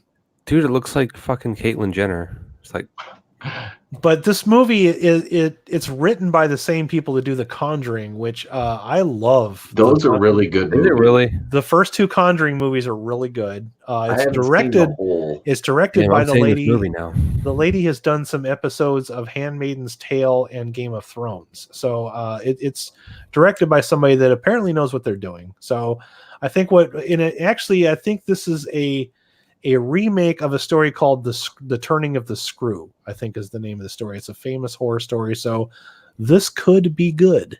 The trailer is actually good. Unfortunately, I can't show it because every time I do, I get copyright claims. Turning of the Screw sounds like a porn parody. Well, Nah. that's I think that's the Turning of the Screw. Let me double check on that The one. Turning of the Shrew, the Turning of the Screw, and its sequel, The Banging of the Shrew. Yeah, don't screen share that Google search. Yeah. Oh, you guys are no fun. I mean, you can, but I mean, I'll banned yeah, from that'll be YouTube. the end of my channel. Yeah. This better not be porn. Dude, if the Conjuring people made this, I'm in. I don't think Mackenzie Davis is really that pretty, but I mean, I want to see a good movie. So It looks like a I'm good in. movie. I saw dude. I didn't even know this was a thing until today. I was watching some YouTube video on my lunch break at work, and I see the trailer, and I'm like, oh shit, this looks pretty cool. So yeah, so this is a retelling of the turn of the screw, not the turning. The turn, they just renamed The Turning so that they could separate it from the other ones that have already come out. So apparently this has already been done by the BBC. And this is a retelling of that. So I'm cautiously optimistic, looking forward to it. The fact that it is coming out in January, take that for face value. The fact that it's a horror movie, and the fact that I think that pretty much every horror movie for every good one, there's at least 50 bad ones. That's just kind of the par for the course when it comes to horror movies. But well, hey, it makes you appreciate the good ones. The fun thing about horror movies, though, is there's always that possibility that it might be good, and sometimes even the bad ones might have one or two good ideas in them. I think you share this with me, Cody. You and I like horror movies pretty well, don't we? I mean, yeah. You Pete does too. Oh yeah. We like the ghost stories. We like the horror movies. We want to be scared. That's all we ask for. At the end of the day, it doesn't have to be gory. It doesn't have to be rated R. It just has to be scary. And why I mean scary. The best way to give me a good scary movie is something that I'm thinking about like a day after I leave the theater. That's scary to me. Last time I felt that watching a horror movie in a theater was, in fact, The Conjuring. I thought that one was really well done. It was a good callback to like old school 70s haunted house movies, which I love. Those are like always my favorite, the haunted house stuff, ghost stories. And I don't know what the turning of the screw or the turn of the screw is about. I kind of want to go in as blind as possible so that I don't have any expectations. And then the other one I'm seeing tomorrow night is the Gentleman, and that is the Guy Ritchie movie with it's got Charlie Hunnam from Matthew McConaughey. Matthew McConaughey. All right. I watched Grace Randolph's review of that today. And Mr. Eyebrows, who played in Daredevil. Turkish Spider-Man. Who am I thinking of? What is his name again? He played in God, I can't remember his name. I'm gonna have to look it up. I can't. He hasn't been in anything for a long time. Somebody in the chat tell me who Mr. Eyebrows is. He hasn't been in anything since Daredevil. I call him Mr. Eyebrows. He's the guy that played Bullseye. In the movie you're talking? In the Daredevil movie, yeah. Colin Farrell. Colin Farrell. There we go. Thank you. I could not remember his name because he hasn't been in anything in like 1,000 years. But he's in it, and then Hugh Grant as well. So it looks like it's one of those like what do you call British gangster movies with like a lot of witty dialogue and probably some kind of a heist or caper that goes horribly wrong and lots of swearing and probably a lot of violence as well. So I don't really care for those kind of movies. I don't know if you guys are into like Snatch and Lock, I love that. That's one of my favorite Lock, movies. Stock, and Two Smoking Barrels. I think is another one that he did. I'm not really into those. I always felt like that was like the British Quentin Tarantino. I was more of a Tarantino guy. He is. I was more of a Tarantino guy. Snatch was just so fucking good. Lock, Stock, and Two Smoking Barrels is very low budget. And he got, after the success of that, they granted him, because Snatch is the sequel to that. Oh, okay. That's what's going on. Okay. Yep. And it is, God, I love that. I haven't watched. Now, Snatch is the one that has Brad Pitt in it, right? Oh, yeah. He plays the pikey. Okay. The pikey boxer. Gotcha. Yep. And Jason Statham's in it. And what's his name? I can't remember the guy's name. Tony. Oh, God. Big British guy. He always plays like a badass. He was Bullet Tooth Tony in Snatch. But anyway, it had a great cast too. I mean, that's one of the first roles I saw the guy that plays Morgan on The Walking Dead, Lenny James in. He's in Snatch, and I mean that man, he's such a good actor. God, I don't know what to expect because, like I said, there's been a lot of hits. Like the last thing that I saw the Guy Ritchie did that I thought was genuinely good, or at least entertaining enough that I enjoyed it, was the first Sherlock Holmes, the one where he was in with Jude Law. It was Jude Law and Robert Downey Jr. I liked that movie. That was a lot of fun. It's not my favorite iteration of Sherlock Holmes, but I found it entertaining enough as a movie. The last thing I think he did in the theaters was that King Arthur movie that really did not take off. Also starring Charlie Hunnam. So I saw it. It was okay. That's what I heard. It's kind of goofy. I see what they were trying to do. They were trying to set up a cinematic universe based on King Arthur. Wait, that's what they were going for? They were going to do like 9 movies of that. Wow. So maybe not that good after all. Huh? That's a stretch. They were setting up a whole universe based on King Arthur. Yeah. I thought the fact that he had like powers when he held the sword and that he fought like a fucking Jedi with it, even though he could fight great with a regular sword, but when he got that sword, it like enhanced him because he was like the chosen king or whatever. That was cool. Okay, I could see that a little bit. So it's kind of a little bit of Prince Adam, a little bit of I have the power, and now he's He-Man type of like thing. Anyone else that gets the sword's not going to be a badass like that. Yeah, him. Like I've told you a couple times, like my favorite King Arthur one is Excalibur from 1980. That's my favorite anyway. That one's got Helen Mirren in it. Denholm Elliott plays Merlin. He does a fantastic job in that movie. It's got Patrick Stewart. It's got Liam Neeson back when neither one of those guys were anybody's. They were like nobodies when they made that. They're a couple of the Knights of the Round Table. It's very Star Wars / fantasy though. That version. I like the 03 one with Keira Knightley and what's his face. Oh, was that who was that? It was fucking good, dude. Like I love that movie. I saw it in the I theater. believe you. It wasn't Keira Knightley actually on the box that movie was in too. Yeah. Yeah, there's Hold on, been a couple of them. I got it on my shelf real quick. Hold on. Yeah, sometimes these remakes and reimaginings can be pretty good and at least do enough money at the box office to where they can keep going with it. But yeah, Cody Fry got to use mic. It's all good. But yeah, I don't know. This one. Man, who the fuck just fell? Okay, so it's Jerry Bruckheimer. Bruckheimer did it. Okay, he produced it. How the fuck just Brie? Yeah, Clive Owen, Keira Knightley, Clive Owen. Now there's Ian somebody I haven't Butler, heard from in a hot Stellan minute. Skarsgård, Stephen Delane, Ray Winston, lay down, me Hugh Dancy, and Till Schweiger. Yep. I don't think I've seen. Damn it. Music by what now? Hans Zimmer did the music. Oh, Zimmer did that one. Okay, I'm not a huge fan of Hans Zimmer, but I do like that. I like what he did for The Dark Knight. You all right there, Pete? You okay there, buddy? Pete? You eating some Doritos? Hey, Pete? You eating some Danny Doritos? Pete? That's a lot of noise there, buddy. Anyways, so what was I talking about now? I completely lost track of where I was talking I about. don't know. Yeah, probably nothing important. But yeah, so those are the movies I'm talking about tomorrow or seeing tomorrow, and then I'll do those reviews as soon as humanly possible.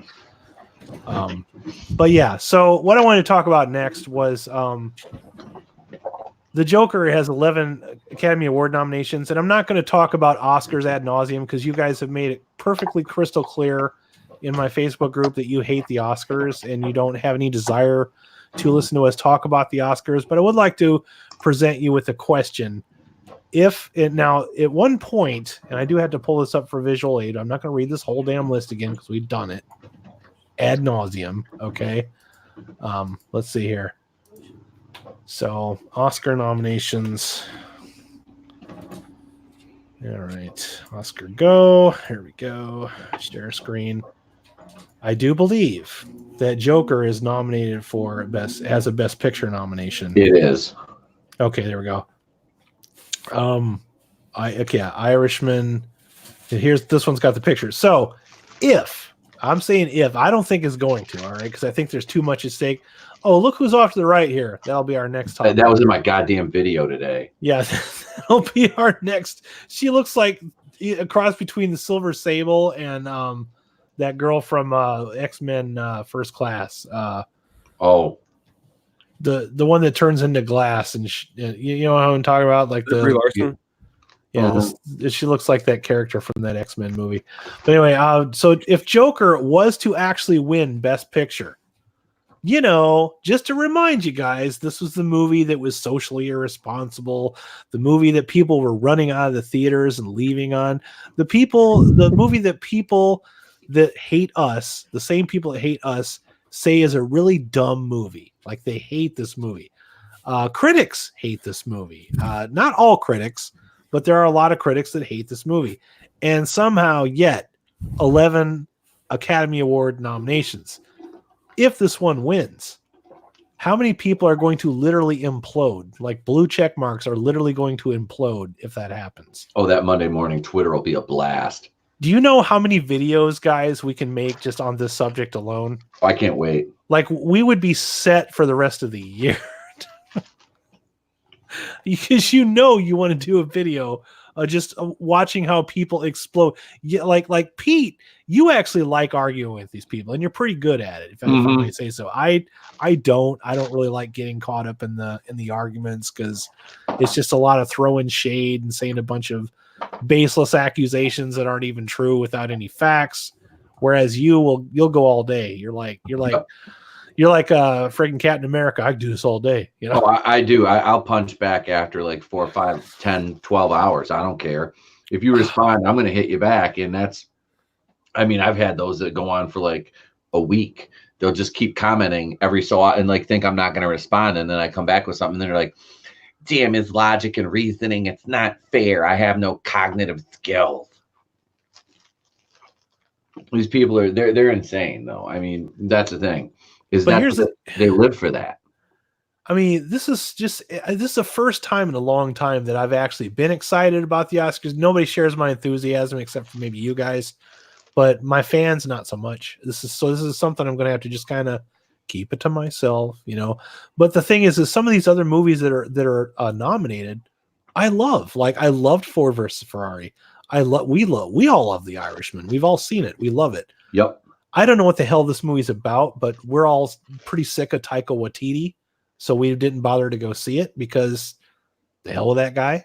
And then Joker, I've seen it twice now.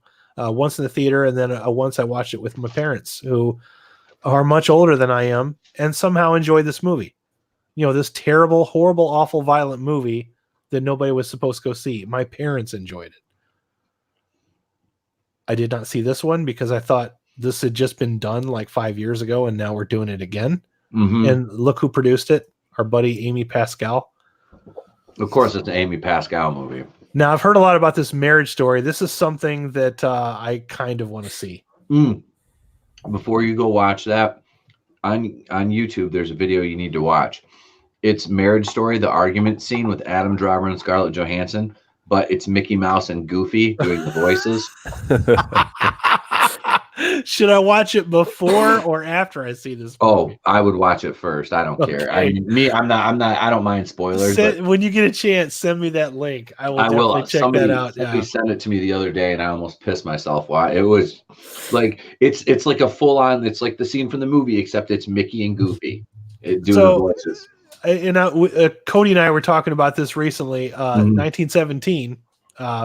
This is a good movie too. Yeah, this is you finally saw this one, right? Everyone go see this movie. It's great, dude. Even if you don't even really care too much for war movies, because let's all be honest, like Pearl Harbor was the fucking Attack of the Clones of war movies. Yeah. So with that being said, This movie is not that. This movie is down and dirty.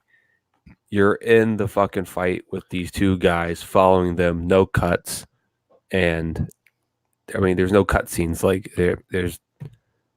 it's fucking phenomenal. It prides itself on putting you right there. And that's what I liked about it. I gave this one a 5 of 5. It's very real. Yeah, 5 cheese curds for me too. This was definitely a 5. But here's another movie that I love. Okay, so far I haven't seen, like I said, I haven't seen Marriage Story or Little Women or Jojo Rabbit. But the other 3 on this list, if they won, I wouldn't be angry about these. The only thing I think that would make me angry is if it wound up being this one. Yeah, because he's playing Hitler. I mean, come on, man.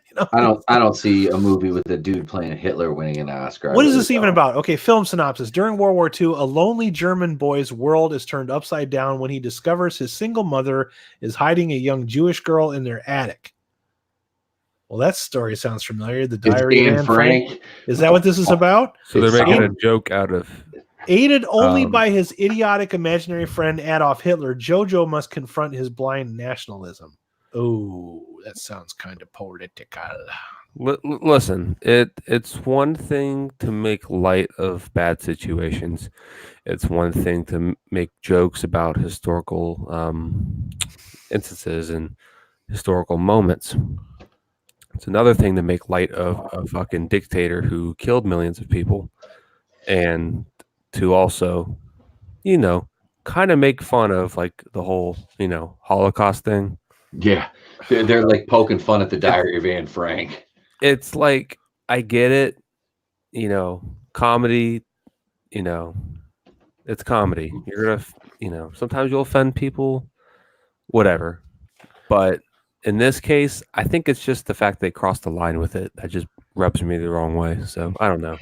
Now I'll say this: I've heard some and seen some Anne Frank stuff in movies and cartoons. Family Guy especially did like a really funny Anne Frank cutaway, and it was like her and her family were in the attic, and Peter was up there with them, and the Nazis were downstairs, and Peter was eating a bag of potato chips. He just kept crunching them. I mean, it was funny. That's just like a little. It was like a little 5-second cutaway, and it was funny. But you've got a whole movie here that's like based on the precipice of that. And it's like, it kind of trivializes it. It just doesn't seem good. What's up, Alex? How you doing, brother? We have a surprise guest. I'm going to put Alex in the stream. Give me one moment here while I do that. I also think it's funny that the director of Jojo Rabbit, Taika Waititi, is always playing the moral high ground. Yep. That's the problem I have there. It's hard for me to separate the actor from his body of work, or the person from his body of work. It's hard for some of these people because they're so in your face, man. Well, if you're a director, you have to reflect on some sort of piece of yourself, don't you think?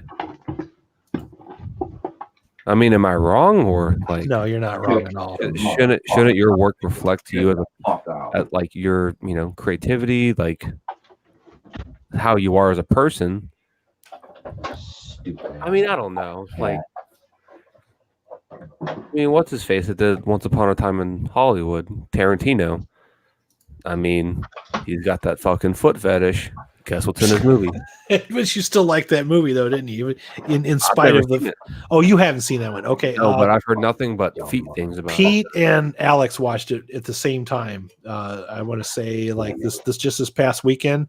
They both loved it. They did. My cousin watched it. I took him to see Ford versus Ferrari. They ran a Once Upon a Time. He finally watched Once Upon a Time. You all right there, Pete? Pete is having all kinds of technical difficulties. Oh, fuck, man. My goddamn cat knocked over my fucking Slave One onto my fucking Lego pirate ship, and I threw his ass out the fucking door. We could hear every detail, dude. Your mic picks up all of the details, dude. Oh, I'm sure I was not happy. Little cocksucker. I almost want to get somebody that's an animator just to animate everything that happens so I can match up the sound just to see how it turns out. Oh, I'll describe it all. And like I said, yeah, he's not fucking, he's like 17 pounds. I mean, that fat bastard's like, he's over there. He's like a bull in a china shop. He runs through my action figures. I just set all my, because I took all Jabba's like entire like palace. All we can hear is clang, bang, quam, bitch. Yep, that was Slave One falling off the box. It sounded like a Tom whale. and Jerry episode if it wasn't edited for the language. You know, that's pretty much what it was. I was just like, remember, the white mouse will not explode, sir. Hey, welcome back, Alex. Good to have you, buddy. Good. Oh, hold on 1 second. Hey, what's up, dude? What's up, man? Good. So Glad to be back. we're talking about, you can probably tell, we're talking about how much reeing is going to happen if Joker actually won Best It would be Picture. so sweet too. It would be something, wouldn't it? I just Delicious. because I'm saying the reason it won't happen is because if they do, we have free content for the rest of the year because there's going to be so many articles written about it. I mean, how hard? And that's the funny. Do you guys watch Honest trailers at all? Yeah, I haven't seen the one for Joker yet. I haven't seen the Joker one. There's an Honest trailers for Joker. I don't want to spoil it for you, but damn it, it's. Don't spoil it. I'm not going to actually will watch it. I'm not going to spoil it for you. It's in line with what we're talking about, though. You know, but it's just this movie. The harder they said that this, you know, like people are walking out and all this. I told you guys a million times before this came out. The more they complained about that movie, the more I wanted to go see it. Mm-hmm. People didn't even want to see this movie at first. I remember people were bashing this at first. I was one of them. Yeah, until you start hearing the Disney critics talking about, well, this movie's going to cause violence. It's going to cause a shooting. It's going to cause this. I'm like, it ain't that bad. It really wasn't that bad. And I haven't talked to you since last week, but I watched this movie with my parents 2 nights ago on their new TV. They upgraded to a 65-inch 4K ULED. We watched it on there with Dolby Vision, and they loved it. And I don't think it's because they were just loving their new TV, because they've seen other movies since I've done that. But they could not. Usually, you know, my parents are older. They're usually like, pause it. I need to go to the bathroom. I need to do this. I need to do that. You know, brush my teeth, wash my hair, whatever. Did not move from this movie, and they admitted that. And they admitted that they told me they liked it. I was not expecting them to like it. I thought maybe it actually would be too violent for them, but it was not. So, yeah. That movie has a lesser body count than people think it does. It really does. Like they made this sound like it was a Clockwork Orange, and it's really not. Infinity War and Endgame had bigger body counts. Bigger death tolls for sure. Mm-hmm. Yeah. Shit, more people got killed in one scene in Winter Soldier than this movie. I mean, That was something that my mom actually brought up recently. I kind of wanted to drag it by you guys, see what you thought of it. Do you think this movie was probably hated on because it doesn't follow that traditional Marvel formula? Oh, absolutely. Yep. That's what I said before. They used the whole political thing as an excuse, but it was really because Disney got upset because early screenings, critics came out saying, this is a great movie, it's awesome, it should probably win Best Picture. Disney didn't like hearing that. That's all it was. Well, you look at Deadpool and how many people died of a bloody, like, gruesome murder in that movie. The reason why they this played movie's that up getting for so much comedy. shit is, for one, it's not a Marvel movie. Comedy. Yeah. For one, it's not Marvel or Disney. So there you go. There's your big issue. Yeah. Number Joker 2, was a threat. it's a villain. Deadpool's a anti-hero, still a hero. Joker, murderer. So I say Joker has committed some of the like most horrific murders in the comics. I mean, so yeah, they, you know, the people forget. Yeah, this is a goddamn movie about a villain. Another interesting thing that came up is, you know, my mom likes to talk to my sister a lot, and they talk for hours and on end. And my mom was pitching the Joker to my sister, and my sister didn't see it because she doesn't really like horror movies or violent, you know, or like really violent movies or anything. So she didn't go see it. She wasn't sure if she'd like something like that. And then my mom told her about it. She says, "Well, I want to rent it now," you know. And she says, "Why do you think the Joker has been played so many times?" And my sister nailed it. She says, because DC has better villains than Marvel does. Yep. That's true. I have to agree. They have way better fleshed out villains. Actually, it depends on which one. If you're talking about just Marvel's movie villains, yeah. The movie ones. The movie. Oh, ones. yeah. Because at the same time, like Marvel does have good villains, but as I said, I think last on Mondays, all Marvel's good villains belong to Spider-Man, Fantastic Four, and X-Men. The Avengers don't have any good villains. Are you trying to tell me that Captain Boomerang isn't among the top elite? Captain Boomerang. Hey, you know what? Hold up. I'm actually saying Captain Boomerang is actually one of the bright spots in Suicide Squad. I will give him that. Captain the one Boomerang time- versus Captain Marvel. And go. Oh, Actually, Marvel does have a villain called the Boomerang. I'm dead serious. Captain Marvel is a boomerang because everything she says comes back to bite her in the ass. it must have chewed a lot because there ain't much left back there in that yard. Yeah, I was about to say, what is there left to chew? Oh, so they don't. Shit. I just found it. I just found a goddamn article about Cat Pan Mediocre. They don't have a director. Ryan Fleck and Anna Boden aren't coming back. Oh no. Yeah, so they're gonna work strictly on their Disney Plus show. Have fun with that. I'm not watching that. Yeah. They pick the Disney Plus show over what it's supposed to be. Finger quotes. Blockbuster movie. Yeah. I tell you what, man. Me and my friends, we were excited when that was being announced. We thought that was going to go somewhere, and it just kind of didn't.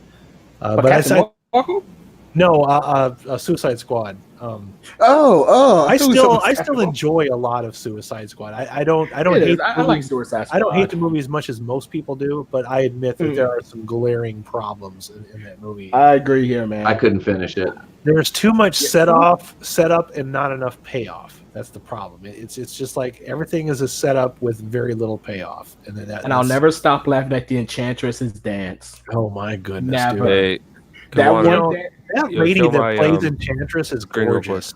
I like her. Yes, she was in Valerian too.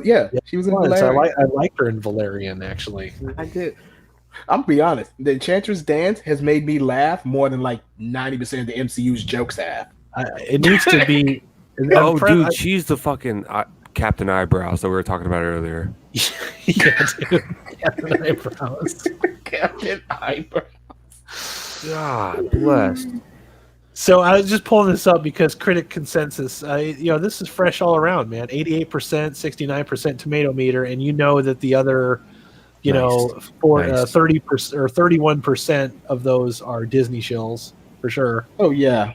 So, but it still wasn't enough to topple the score. So this is the little engine that could. And this thing is probably still in some theaters somewhere, even though it's out on Blu-ray. I imagine there's probably still a couple theaters showing this movie. And yet they're all cheering for Harley Quinn, despite the fact that she made her debut in the DCU, killing a child. At least that's what her origin thing said in Suicide Squad. She killed a child, and yet we have no problem with her. Nope. Yeah. Nope. So, but yeah, if this wins, man, if this gets Picture of the Year, oh my God, it's going to be so easy to make content because it's just going to be different people reacting and having different dumb things to say. Because haven't we already read articles this year that say the Joker is like a really dumb movie? Like this has got Oscar nominations. I can't even believe this. I don't have that article anymore, but I have seen that, and I'm like, I have it in my email inbox. Do you have it? Could you find it so we can share that again? Yeah, man. Let me pull up my email When I just read the headline, I was like, "Bitch, are you for real?" Oh yeah, dude, I did a video on this. This fucking guy is like a salty little bitch. I mean, like this article was like I was reading it. I'm like, this is straight just like salt. Like this dude might as well work for more than salt. Pure salt. This dude might as well work for salty. My blood pressure went up reading that. From the tears of 1,000 angels. I got hypertension now. Let me find this. It's in here somewhere. Hang on. It's no problem, dude. But yeah, we will definitely share that if you find it. But I Go ahead, share my screen real quick. Oh, go ahead. You got it? What am I pulling up? Oh, I I thought was you pulling had. up a Captain Marvel thing. Okay. Real quick. All We can right. do that. Yeah, while he's looking for that, I'll share your screen for sure. There you go. Captain Marvel 2 is in development at Marvel.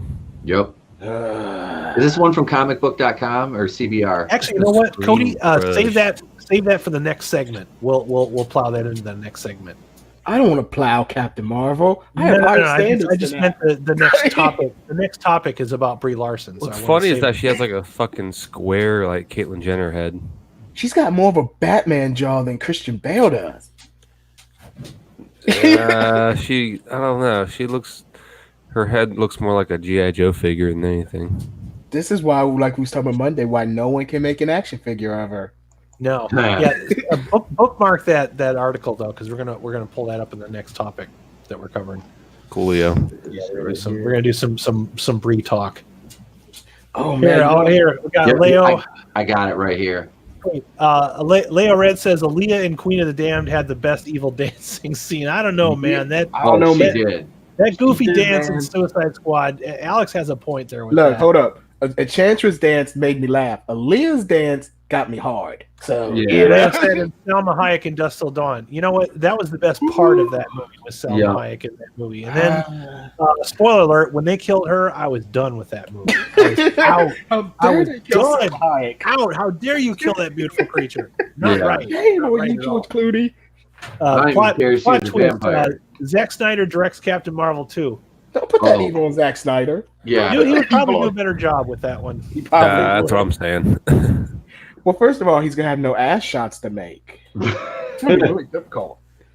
All right, He's gonna have Pete, to, ready like, when work you are, on it. son. Yeah, man. Let me hit it up. All right. Screen share. There we go. I see some Brie Larson porn. I'm gonna. Joker's nominations It's are just gonna be a Home joke. Depot ad for plywood. It's me sticking a drill bit through a fucking piece of plywood. It's like it's only a quarter. It's 1/8 inch thick. It's The OSB. screw that turns. It's just OSB. The screw that turns. Stop the madness. This movie is dumb as hell. This is Dan Coy. Damn boy. Being coy. Coy.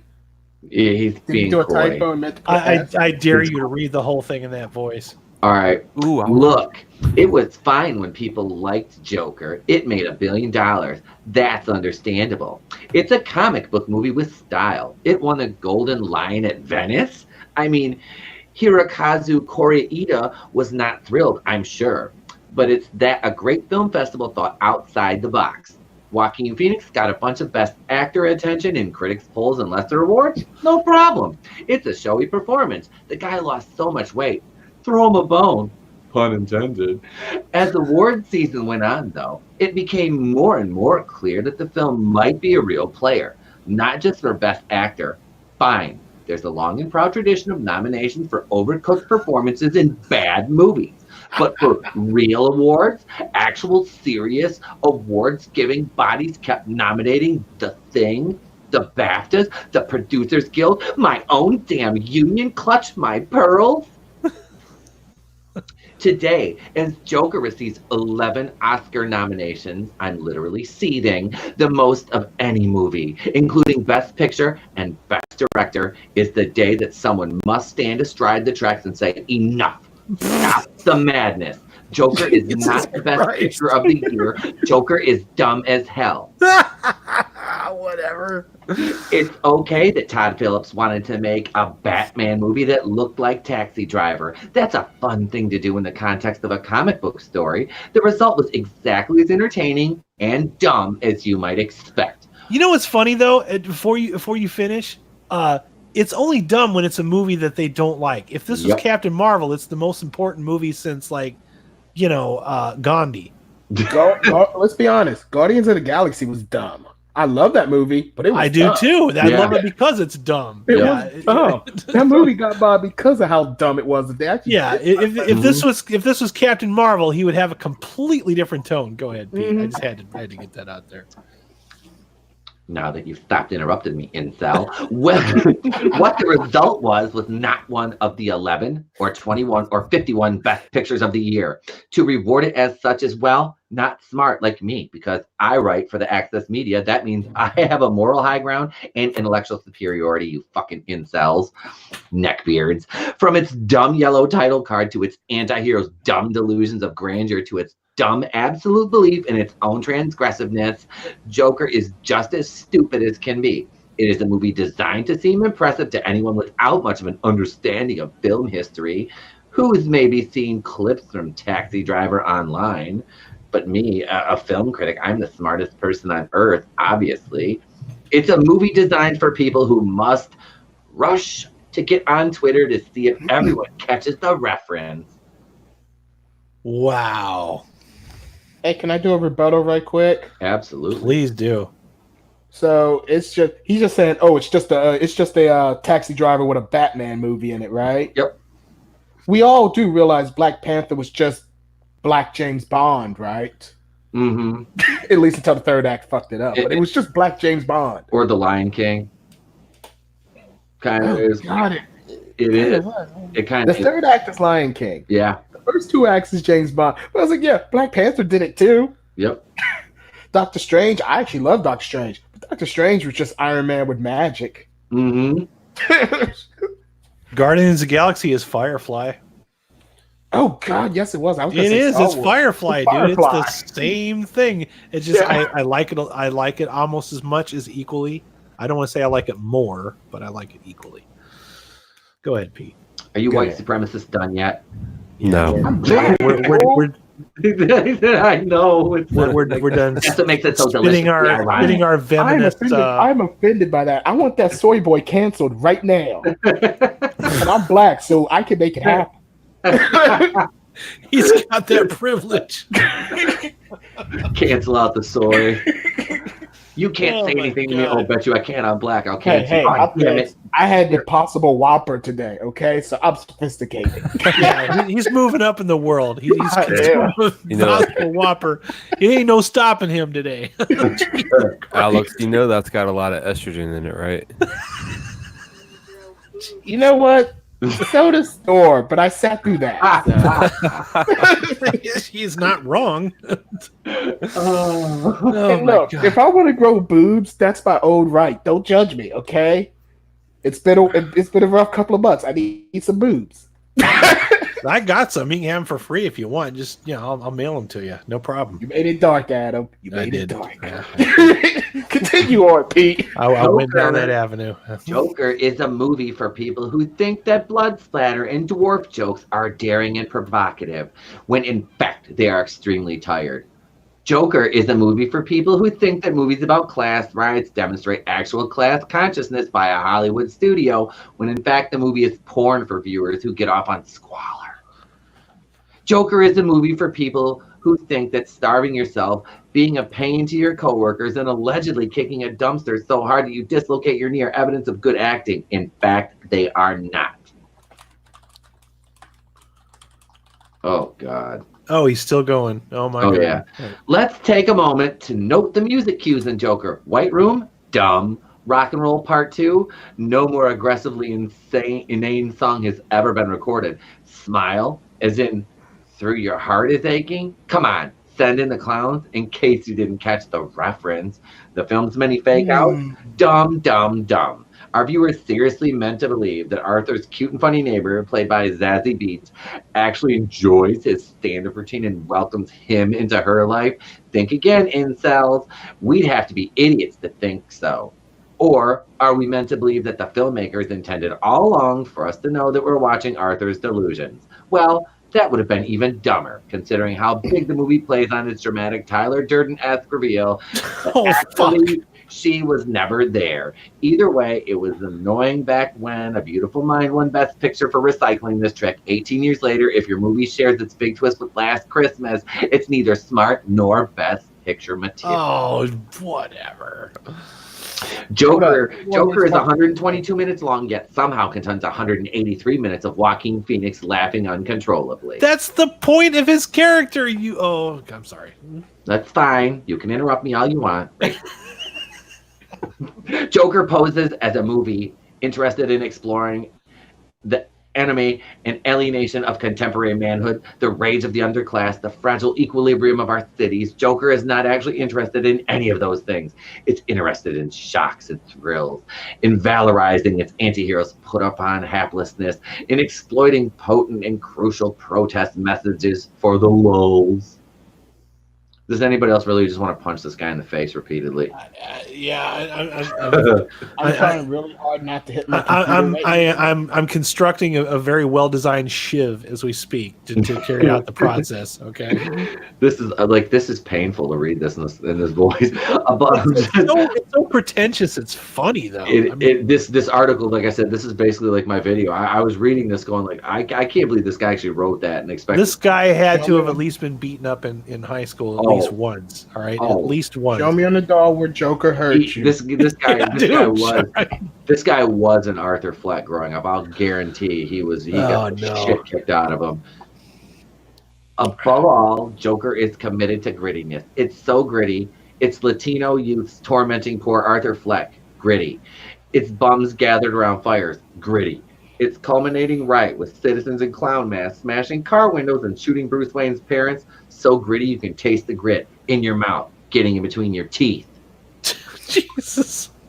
This is journalism in 2019 or 2020, actually. Geez. This ain't journalism; it's blog. Yeah, that's basically what this is. It's a blog post. This guy, this is the signal of the end of somebody's career. This article right here. This is gonna carry him to his grave. This is the end.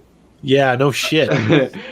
Is this in the end is what I find stupidest of all about Joker. How convinced the movie seems that it's daring, that it's showing us something we've never seen before. There's a scene in Joker when Arthur Fleck sneaks into a fancy benefit screening of Charlie Chaplin's Modern Times.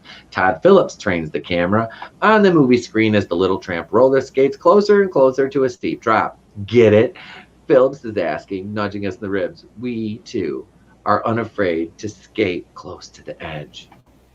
In fact, Joker is merely the fourth best movie to feature this extremely popular cartoon villain. It is a comic book movie whose star thinks he is too good for comic book movies. It is a Scorsese homage that the actual Martin Scorsese thinks is quote-unquote fine. It is a profoundly, gloriously dumb movie that somehow has made its way into serious consideration as best of the year. But it ends here, folks. Academy members, heed my plea. Oh, no. If you want to reward a movie about the rage of the underclass, vote for Parasite. I assume he means that just because they're Asians. If you want to reward a movie that boldly mixes the dark and the light. Oh, here it comes, right here. Vote for Jojo Rabbit.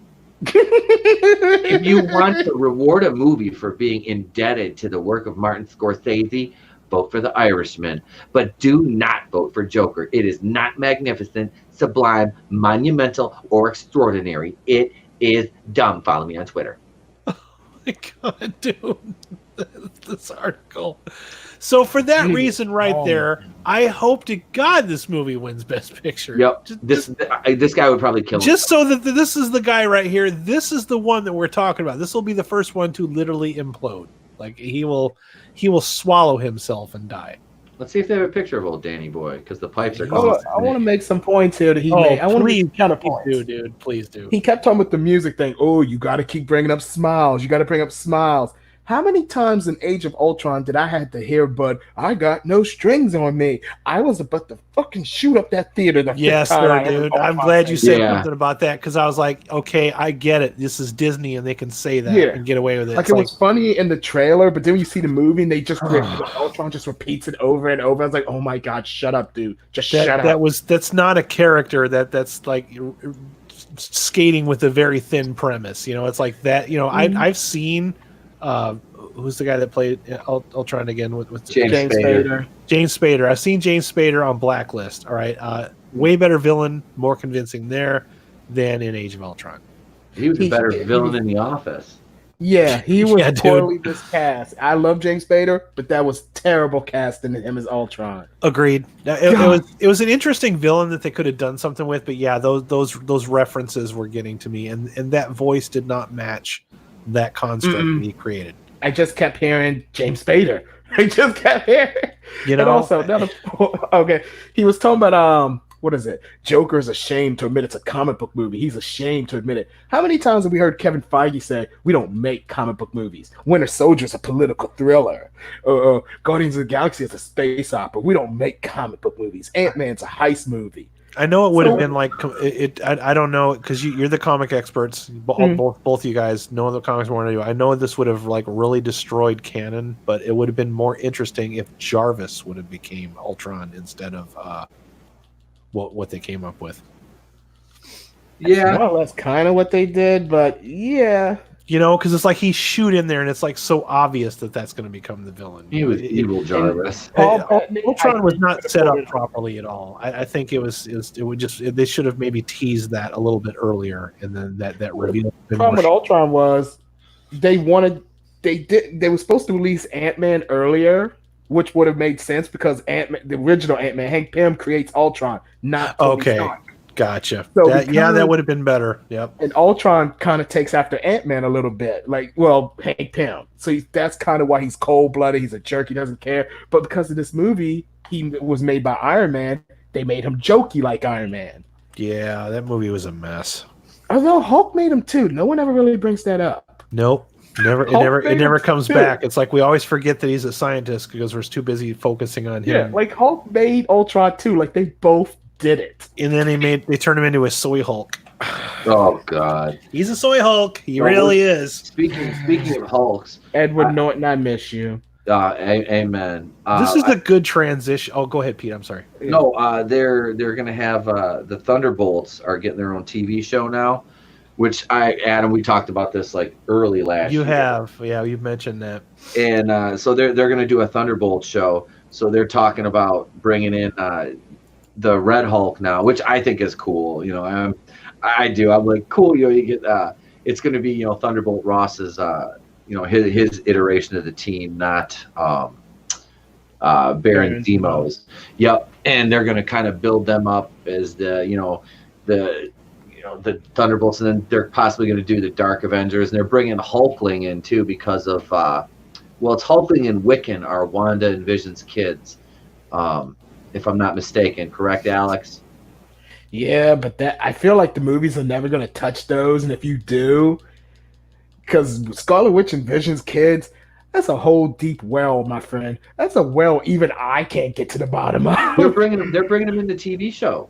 So that's what I say. They're gonna have. You can't go comic accurate with those kids because I was like, yo, that whole history is like the most convoluted thing you would ever. I'm a hardcore fan. I'm not even casual, and even I get a headache when I think about Wanda's kids. I read some of the backstory on him, and I was like, holy shit! I don't have this much fucking time. Right. I know one of them's gay. Wiccan, I think it is. Well, that's the least. Yeah, Wicked. That's the least of his problems. I'm talking about his whole backstory. How he was made up. He wasn't real. Yep. Then he got killed off. But then they brought him back as real. But then it turned out he wasn't real again. And they've been doing that since like the 70s.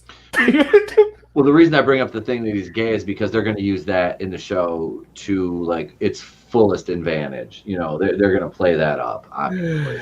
You know, which is what they're going toward. Is he their Batwoman? Yeah. Will you review that too, Pete? God damn it!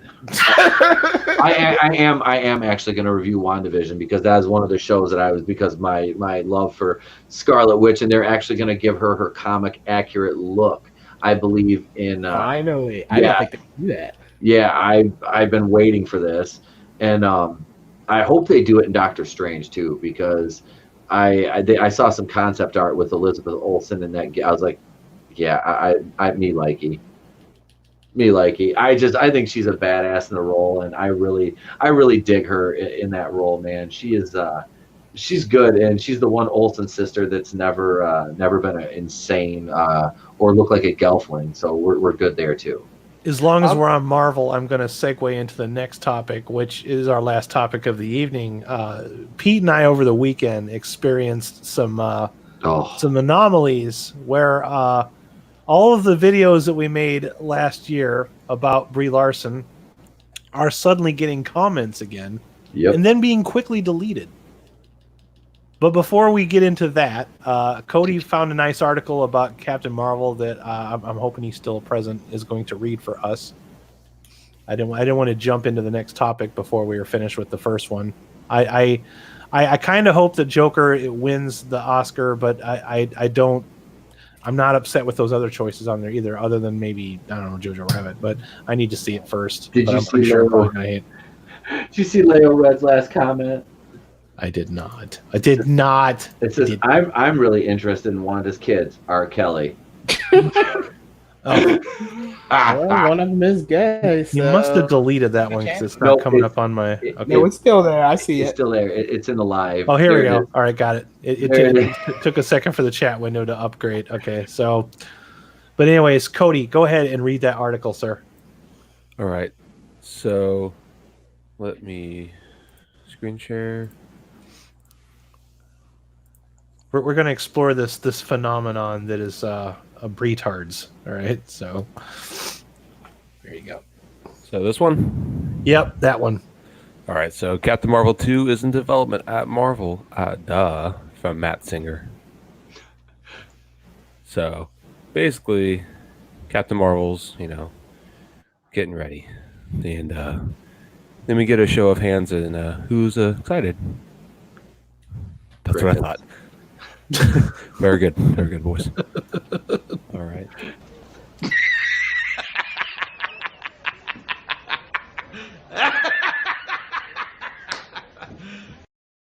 In the present day, and will be directed by a filmmaker that's new to the franchise. That's a good sign. Sources say that Anna Boden and Ryan Fleck, who co-wrote and directed the initial 2019 hit, it was not a hit, will not return to helm the sequel, but are in talks to remain in the Marvel universe and direct a possible Disney Plus series. Marvel is hoping to find a female filmmaker for Captain 2 and is eyeing a potential release in 2022. Huh. Y'all excited for that?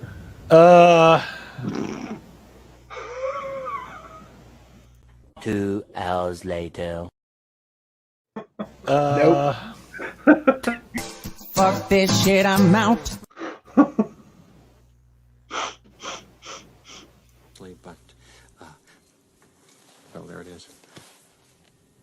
There it is.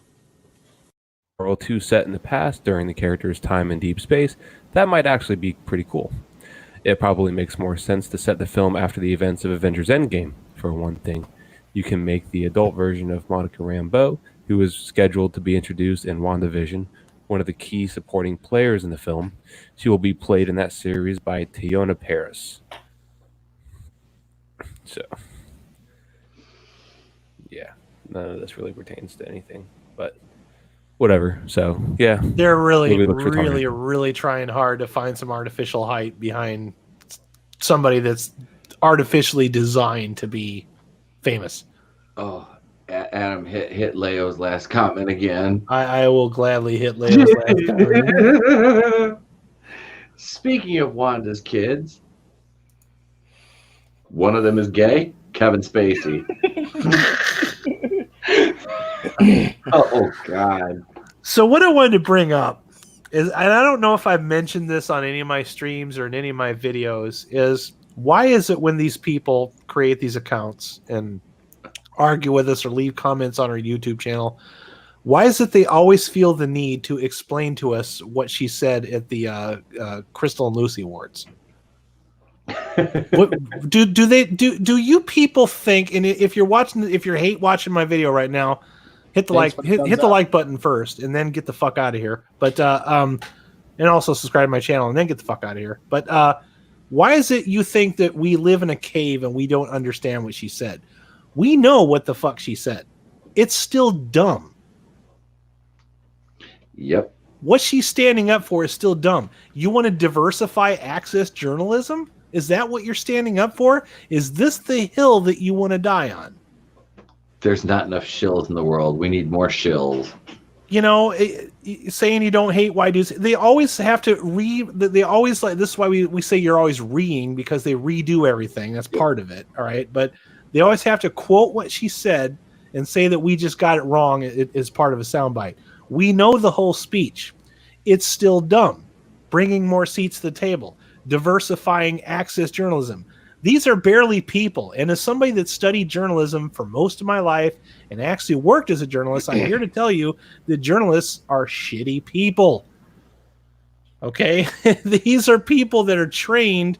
Nowadays, you don't do it for a headline. You don't do it for an article. You do it so that you can get a soundbite out of somebody and hang an entire article on that and get more clicks. At the end of the day, all journalism is a business.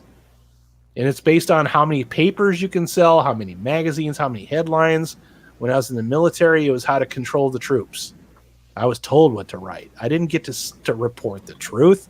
I was told what I could say and what I couldn't say. And I was really damn good at it. But I wasn't proud of what I did. I made a bad career choice. Okay.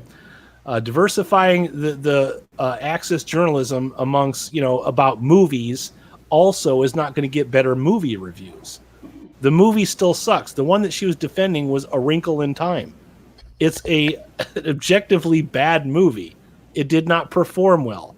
But according to her, it did not perform well because there's, too many white dudes in the press conference? Yeah, because Ava DuVernay? It was Ava DuVernay, yeah. And made a movie that was a hot mess. Yeah, it was a movie that was made for young teens, and a movie that we know the whole thing that she said. It's still dumb. Of all the dumb things to defend, this. And speaking of dumb things to defend, why do so many people defend Brie Larson? Do you think she's ever going to acknowledge your existence? Is she's going to come to your birthday party and, send you a card when you're having a bad day or anything like that? I mean, if she really wants to be progressive and help people, then why don't you put down your Louis Vuitton bag, roll up your sleeves, and go volunteer in a soup kitchen? Yep. Kind of like what Jason Momoa just did this past week. Yeah. What did he do? Refresh me. Oh, he volunteered at a hospital to see some kids. That's right. Okay, I wanted to remember the articles because you see so much stuff between 24 to 52 hours. It's hard to remember it, but yeah. And he didn't ask us to pay to foot the bill so he could go see them. He just went and go saw them. How about Robert Downey Jr. Dressing up as Iron Man and going to the hospitals? Or wasn't he the one that gave away the arm? No, that was James Cameron. Yeah, that was Alita. I'm gonna say, did he dress up as that? Because I think the Iron Man suit is like CGI, isn't it? Well, I think he showed up in as Tony Stark. He probably had part of the outfit on. Tony Stark. I think the suit is like all CGI. Now you want to talk about somebody that did something for somebody? Ron Perlman, who played the original Hellboy, put on the entire ensemble, all of that makeup, sat hours in makeup because it was somebody's Make-A-Wish. Damn. Did not do it for a single penny. Because that almost made them want to do Hellboy 3, didn't it? It almost did. Yeah, that got people talk. Well, what got people talking again was Perlman been using Twitter, floating it out there, saying, "Hey, let's do Hellboy 3. Let's do this. I want to do this." He was all anxious to do it. Guillermo del Toro was working on a lot of projects at the time, but he did want to do a Hellboy 3. Oh, he was trying to, yeah. The problem is Hellboy 2 didn't make all of the money. It was successful. I mean, they profited from it. It did well. Yeah. It was critically received well. It just didn't make all of the money that they projected it to make. It was just, they were still in the green. It just wasn't more. And then they wanted to make the third one for far less money. And Del Toro said, nope, not doing that. Walked away from it. And then they rebooted it with whoever the hell directed it. And I keep wanting to say Taika Waititi because that trailer reminded me of Ragnarok so much. David Harbour played Hellboy and didn't do a very good job of it. So, there's that. So, and now they made it to where there'll probably never be another Hellboy movie, at least not one made for a long time. But I didn't want to derail this to a Hellboy movie. But I'm saying that this person, Brie Larson, this is what we're always complaining about on these channels and these shows is just act. You're not running for president. You're not running for office. Everything doesn't have to be a goddamn statement. Oh, remember she said she wasn't going to save her privilege points. She was going to use them all. Oh, God. She was going to. This woman is homeschooled. Why should I listen to anything she says? She has no social awareness or self-awareness whatsoever. Like, I seriously think, like, since that she really, she took that picture on Instagram, sitting here thinking about Stan, what a legend, with her fucking Louis Vuitton bag and her $1,200 shoes, $1,000 velour tracksuit, exactly, her $60 drink, or fucking Mai Tai, like you can pay homage to somebody, but you don't have to look like a complete fucking narcissist when you do it. Like the that's point, yeah. The point is these people, the art of arguing is what they're really living for. They get so wrapped up in the argument that they forget that the battle that they're trying to defend is not worth saving. Defending access journalists, telling them that they need to diversify. They are barely people. It doesn't matter what color they are. Journalists are going to journalists, yo. All right. I mean, seriously, they're trained to do the same thing. Go out, ask a loaded question, bait somebody into making a response that can be turned into a soundbite, and hang your whole article on it. That is what they do. That is what they do.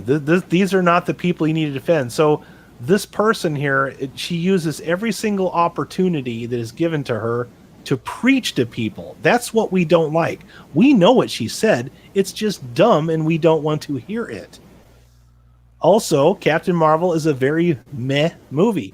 Most of the people in the fandom menace didn't just trash on it. They just said it was very basic. And that Brie Larson was a boring superhero to have their own origin story. She probably would have been better fit as a supporting character like Black Widow originally was. Yeah, she's not a lead.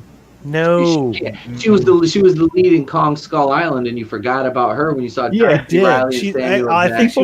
I think she was supporting in that one, but yeah, no, she was the lead. She was the lead. She was the lead. Yeah, I thought Tom Hiddleston was supposed to be the lead. No, Tom Hiddleston was the love interest. Yeah. Oh, for fuck's sake! I think Brie Well, Larson all I remember about Kong Skull Island, other than the awesome monster fights, is John C. Reilly. He's the memorable one in that movie. Yep. And Samuel L. Everybody Jackson is there, but he's just doing his Samuel L. Jackson. He does what he always does, and what he always knows he's good at is to just stand there and yell and make a scene. And that's kind of all he does in that movie.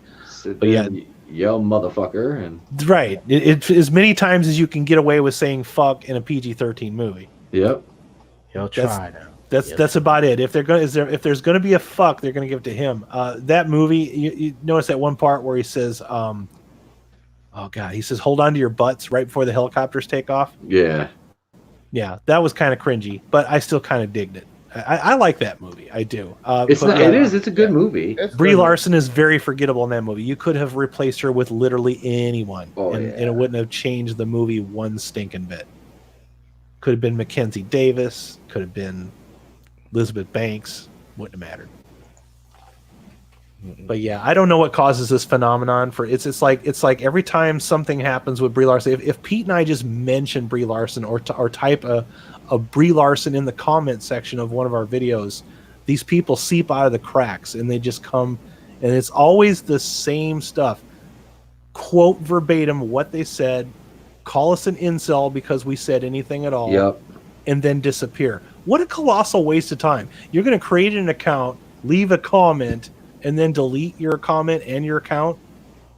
Who has this much time? Pete and I can barely get a video made on certain days. Oh, and God. You people have all this time to just and we weren't using hashtags when we were doing these Brie Larson videos. I didn't even know about hashtags. I mean, I knew about them, but I didn't know what they did. I wasn't using them. So that means that somebody had to literally get on YouTube and do a search to find our articles about Brie Larson and just complain about it. Now, these are videos I made like a year and a half ago, and you're coming at me now? Why? What a waste of time. Well, these people are insane.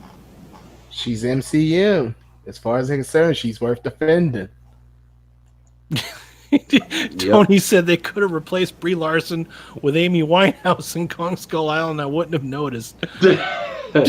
Oh, man. Even better, they can replace with Amy Winehouse right now. Winehouse currently, nobody would have noticed. Weekend at Bernie's, female reboot. Ooh, that's rough. Too soon. Oh, Too so soon. It's not too soon. I found what I've been looking at here, and I'm going to I'm not going to read this. I want to screen. We can share it. Yeah, we can share it if you got something. It's in my email inbox. I don't care. I couldn't find anything until I think the article that Cody had was probably the best. But it's like, and we figured out why these articles are resurfacing. It's because she's back in the news again. It's like every time she opens her mouth, she inserts her foot, and then the news starts again, and it's always the same thing. She's a very not likable person. All right, But so this is also because of what Marvel did in the Avengers comic book last week. That's what's going on. I was going to pull up that article. Yeah, is that the one that you're getting? Okay. That pissed me off. Like I just stopped reading it. Wait, are you talking about her? Is this when she fighting Fire Lord? What's that? When she's fighting Fire Lord? Yeah, yep. When she punches him. Mm-hmm. Because thanks for saying I should smile more. Yes. That's what it was. Okay, it's the trolls. Here we go. Let's see if I can find it. Here we go. Movie Web. I'll pull this up. Okay, go ahead. You first, Pete. Okay, here's this comment. Now I'm not going to read this because this is a response that's been. Oh yeah, see, this is one of the deleted accounts. See, we've been getting stuff like this. So Coco Venus, and here's your moment, Coco Venus. Enjoy it. So it says a nasty rumor about Brie Larson, the future Captain Marvel, is the Marvel Cinematic Universe circulating over the weekend. Disney's lost confidence. This statement came out in all these crazy, fucking weird, stupid throwaway accounts. Copy and paste this. Look at how long this is. That's what she said. Somebody put this much energy into an account only to immediately delete it, and the account just disappears. Look right here. Hang on. Now I'm going to click on this. See, you could do positive things like thumbs up Batwoman review videos. Multiple or severe violations of YouTube's policy against spam, deceptive practices, and misleading content or other terms of service violations. Yep. So you went and created an account and got yourself banned to defend Brie Larson. Yep, and here I'm gonna stop sharing for a second because I know there's another one. Again, stupid causes to defend people. Here it is. Here it is right here. Pick your battles, man. Fuck. Here it is right here. I'm gonna screen share this last one. Okay. Because it's basically the exact same thing. All right, this is on the same fucking video. Why I man. Yeah, I got that one too. Hold on, guys. I gotta go let my dogs out again real quick. No problem, buddy. The saying, when you're accustomed to privilege, equality feels like oppression applies a lot these days, but it feels especially and unfortunately relevant in the conversations around Captain Marvel. Star Brie Larson made reasonable and refreshing calls for inclusivity in the press access around the Marvel Cinematic Universe film, which some white dudes have taken wrongly to mean no white men allowed inside the clubhouse, a clubhouse they've guarded for, pretty much the entire history of film journalism. Are you fucking kidding me? Like, do they think that's, and okay, of course, Why I Man's account, let's see what happened to that fucking account. Oh, been terminated for the same fucking reason. I released this video. What that means, and see, I didn't reply to any of these comments. No, I didn't either. By the time I got to them, these accounts were already banned. So that means they were going in and attacking everybody in the fandom menace that ever said anything about Brie Larson. And it's not like we were like calling for, we weren't sending out death threats or harassing her on Instagram or any of that kind of shit. We were just making videos about what a stupid battle it was that she was standing up for, because it was entertaining. It was funny. All right. Because it is a dumb thing to stand up for. I mean, of all the things to get concerned about, diversification in the media.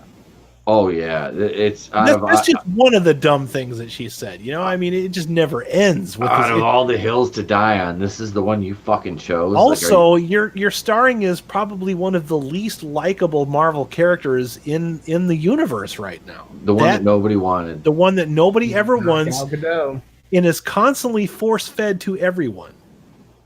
Here's another article I'm going to do here. This is the one that Alex was mentioning. Is this the right one? Is this your card, sir? I believe. What's that thing? Oh, sorry. Comic. Yeah, I think that was the one. Yeah, Captain Marvel trolls take a punch in the latest Avengers comic. Okay, the comic. So yeah, the new Captain Marvel comic targets online trolls. We're always trolls. Yeah. Right? If you don't absolutely love this soulless woman with this look like you overcharged me on my bananas, you are a troll. Okay, so the new Captain Marvel comic targets online trolls with a small joke. The movie hit theaters in February of last year, setting the table for Avengers Endgame. Academy Award-winning actress Brie Larson took on the role of Carol Danvers and almost immediately found herself being attacked online by trolls, which still happens today. It happens because she does not be quiet. All right. Larson has always had a pretty good sense of humor about the situation. Like when she, that's debatable. Like when she shared photoshopped images of male Marvel Cinematic Universal roles with smiles pasted on their face. A lot of people were telling Larson she'd be more attractive Danvers if she smiled more. The smile more, quote unquote, comment has been addressed many times since Captain Marvel was first announced. Ed McGuinness's Avengers number 29 has a subtle callback to the controversy within its pages. In the comic, Carol Danvers is fighting Herald of Galactus and is seen to be recharging before letting him have it. The villain suggests that she should give up. In response, Danvers sarcastically says, "Sure thing. Why don't you tell me to smile more while you're at it, Firelord?" The villain is then blown away. Of course he is, because she's stunning and brave. It's a small joke that a lot of MCU fans will pick up on due to all of the backlash Brie Larson received for taking on Captain Marvel role. It seems that some online fans were not into the idea that she should be the strongest character introduced in the MCU thus far, which Marvel boss Kevin Feige touted as the time. However, he has since changed his answer to Wanda Maximoff after her fight with Thanos in Avenger Endgame. The online problems for Captain Marvel started well before the movie hit theaters. And I think that's probably enough to read about that. But here's the problem right here. I want to bring this back again. It's a small joke that a lot of MCU fans will pick up due to all the backlash Brie Larson received. This is what we hate about what's going on right now. When what's happening in the outside world is spilling into your escapist entertainment. Yep. You're now making that part of the story. So whatever happens between Queen Brie and us those alleged online trolls is going to become part of the comic book. This is the same thing that we hated about Rian Johnson. The fact that we feel like he made most of The Last Jedi in response to shoot down everybody's Snoke theory or, who they think Rey's origins were going to be. He literally wrote that script to take a jab at everybody that ever had any speculations. This kind of stuff sucks. It's like you need to separate the outside from the escapism. You need the escapism to escape the reality. They should not be intertwined. Amen. But yeah, I do. I get irritated with this Brie stuff, man. I don't know what drives these people, but I mean, these people that have 5 accounts banned just to defend Brie Larson of all the dumb things. Like I said, by the time I got the comments, you all were already dealt with. Like I didn't have to do anything.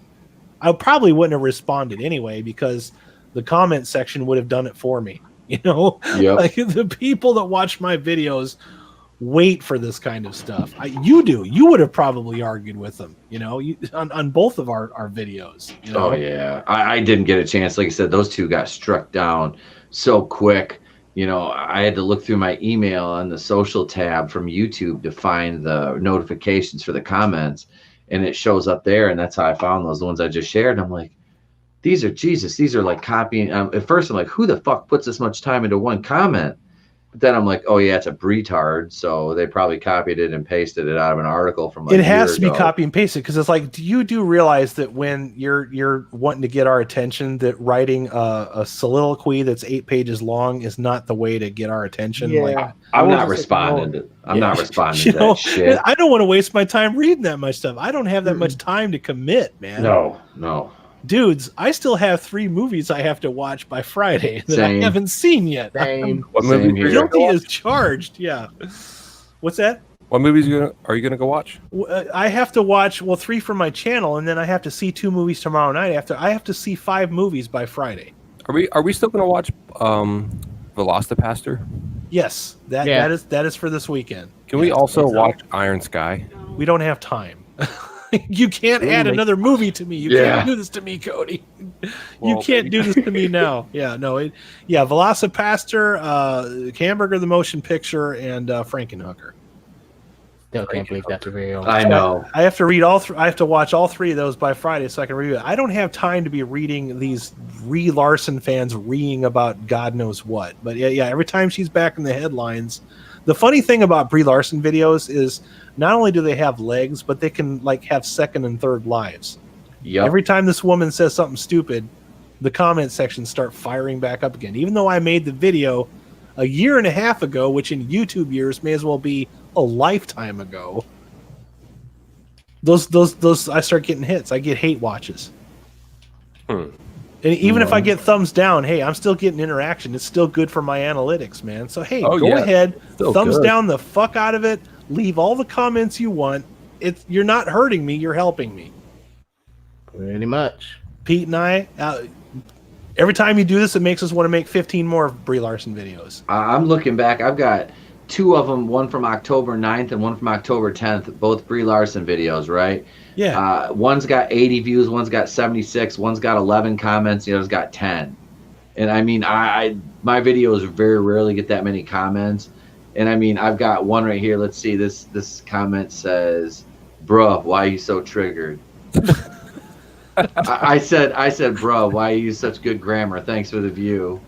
And then he said I was easily offended, and I said, "Keep clicking away, homie." He said, "I guess if you need it that badly." I said, "Yeah, with all 6 of your subs, nice chat, kid." And he comes back with, "The thing is, I don't care about that because I have a life. And you, on the other hand, bring up subs. You're desperate for views or YouTube fame or something. LOL." I said, "Well, you took the time to watch, get triggered by a different opinion, and make weak attempts at trolling. Go play Fortnite and eat your Hot Pocket. The street lights are almost on." Jesus. And he says, "How am I triggered? I asked why you were so triggered, and you easily got offended. Bree's got your life upside down." So isn't that being triggered? Yeah, that really You is. replied to a video that's like, what, a year old? Yeah, that's what I'm saying. It's a year old. What did we say, Pete? News. He defined this as this is low hanging fruit. That's what I call these. Yeah. These are low, and for me, like I look at doing Brie Larson videos. It is picking low hanging fruit. Same with Batwoman. Like it almost feels lazy because it's like so easy to just Batwoman in the same category as Brie Larson. Nah, Batwoman brings joy to us. Your reviews, man. She does. She truly does. But no, man, it is like you do they unleash the full power of the Bretards on you, and it's just like, oof. It's like that scene in the Phantom Menace. I need to make a video clip out of it. It's like when they blow the horn and all those people are marching. Yep. Exactly. Somebody blows the woke horn, and then these people just crawl out of the sidewalks to defend her, and it's just like they're like termites. You can't get rid of them. You know. I have that on my list of clips to make for my, the little clips I put in my videos now. That is, I have a list I've been writing down of video clips, and that is, I wrote down a woke horn, and I wrote woke horn with the Gungans because I knew exactly what it was. That'd be something fun to sell for our for the boardroom. That would be a nice if we had an actual woke horn that you could buy, like we could put on Teespring or something. Absolutely. I like that. Yeah, dude. You know what? They were really they were really so pro woman and so pro diversity. They wouldn't have went after Alita so hard. Oh, that's a thing they too. They went after Alita so hard. That was a diverse movie with a strong, powerful female lead. But you people will come out of the sidewalks to come at us like termites and yell at us for this really very basic design by committee superhero just made to tick check boxes. This manufactured superhero that hasn't earned any of your respect. It's all manufactured. This is the most light. I mean, look at this. This is what you want to fight for. This right here. This image. Is it that? Why is this important? I don't. I feel like what's his name in Close Encounters, where he's like, this means something. This is important when he's scraping his mashed potatoes. This is what I'm like. I'm like, what is this? I don't know. This means something. I don't know what this is. You people make no sense to me. It's comically funny, but it calling you people. It is so easy to make a video about something stupid that she says, put it up on YouTube. It's like free analytics, because I'll make this video and then a couple months from now, something else will happen where her name comes up again, and then all the lights turn back on again by themselves. I don't have to do anything. It's out there forever. The only other people who get more triggered than the little well, they're all MCU stands, is the fucking the Spider-Man fucks.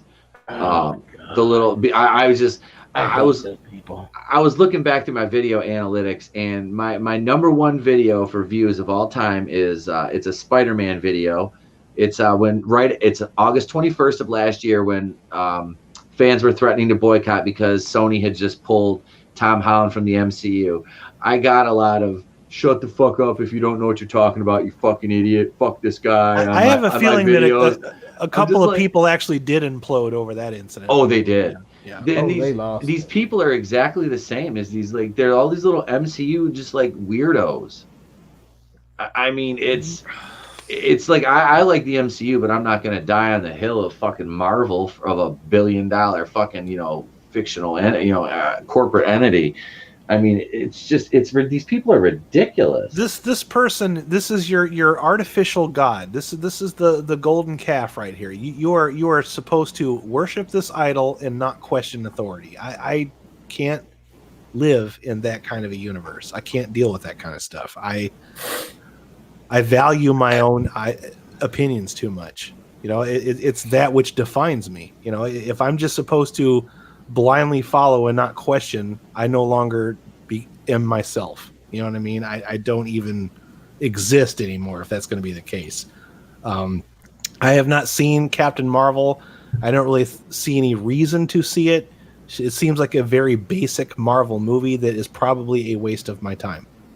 Oh, it is. It's generic. The reason why I've never done a Captain Marvel video is just I lose brain cells when I talk about it. It's fun. It is honestly fun just to see these people read, though. It's the fact that it makes people so upset, but it's also when you really think about, wow, does she really believe the shit that she's like talking about here? Because it's like, yes, she obviously does these things because people like this exist to get hits, clicks, likes, upvotes, and claps.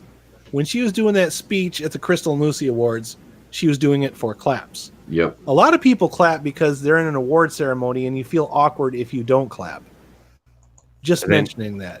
Most ceremonies you go to, you guys have all been to weddings where somebody's up there making a speech and there's 3 sheets to the wind and half in the bag, and half of what they said didn't make a lick of sense, but you clap awkwardly anyway because you're surrounded by friends and relatives. Some people clap because they feel like they have to. Some people clap because they can't control themselves. Some and people then you have Michael J. Fox. Gervais is on screen. What was that, Alex? I said some people clap because they don't want to look embarrassed when Ricky Gervais says something. Yeah, there you go. There's another point. Yeah. So, yeah. Brie Larson, don't ever stop being you. But yeah, if you want us to be excited about Captain Marvel, it's simple.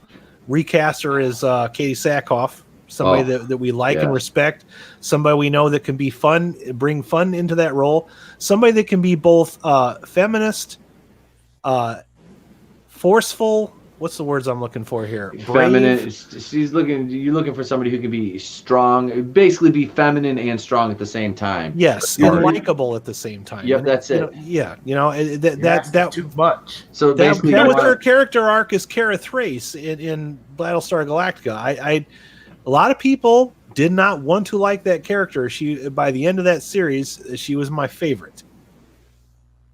Just saying, part of it was the performance by Katie Sackhoff. She really stood out amongst a lot of very high echelon actors in that show.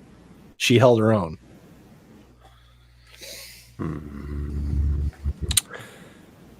Well, she can hold my own. Pervert.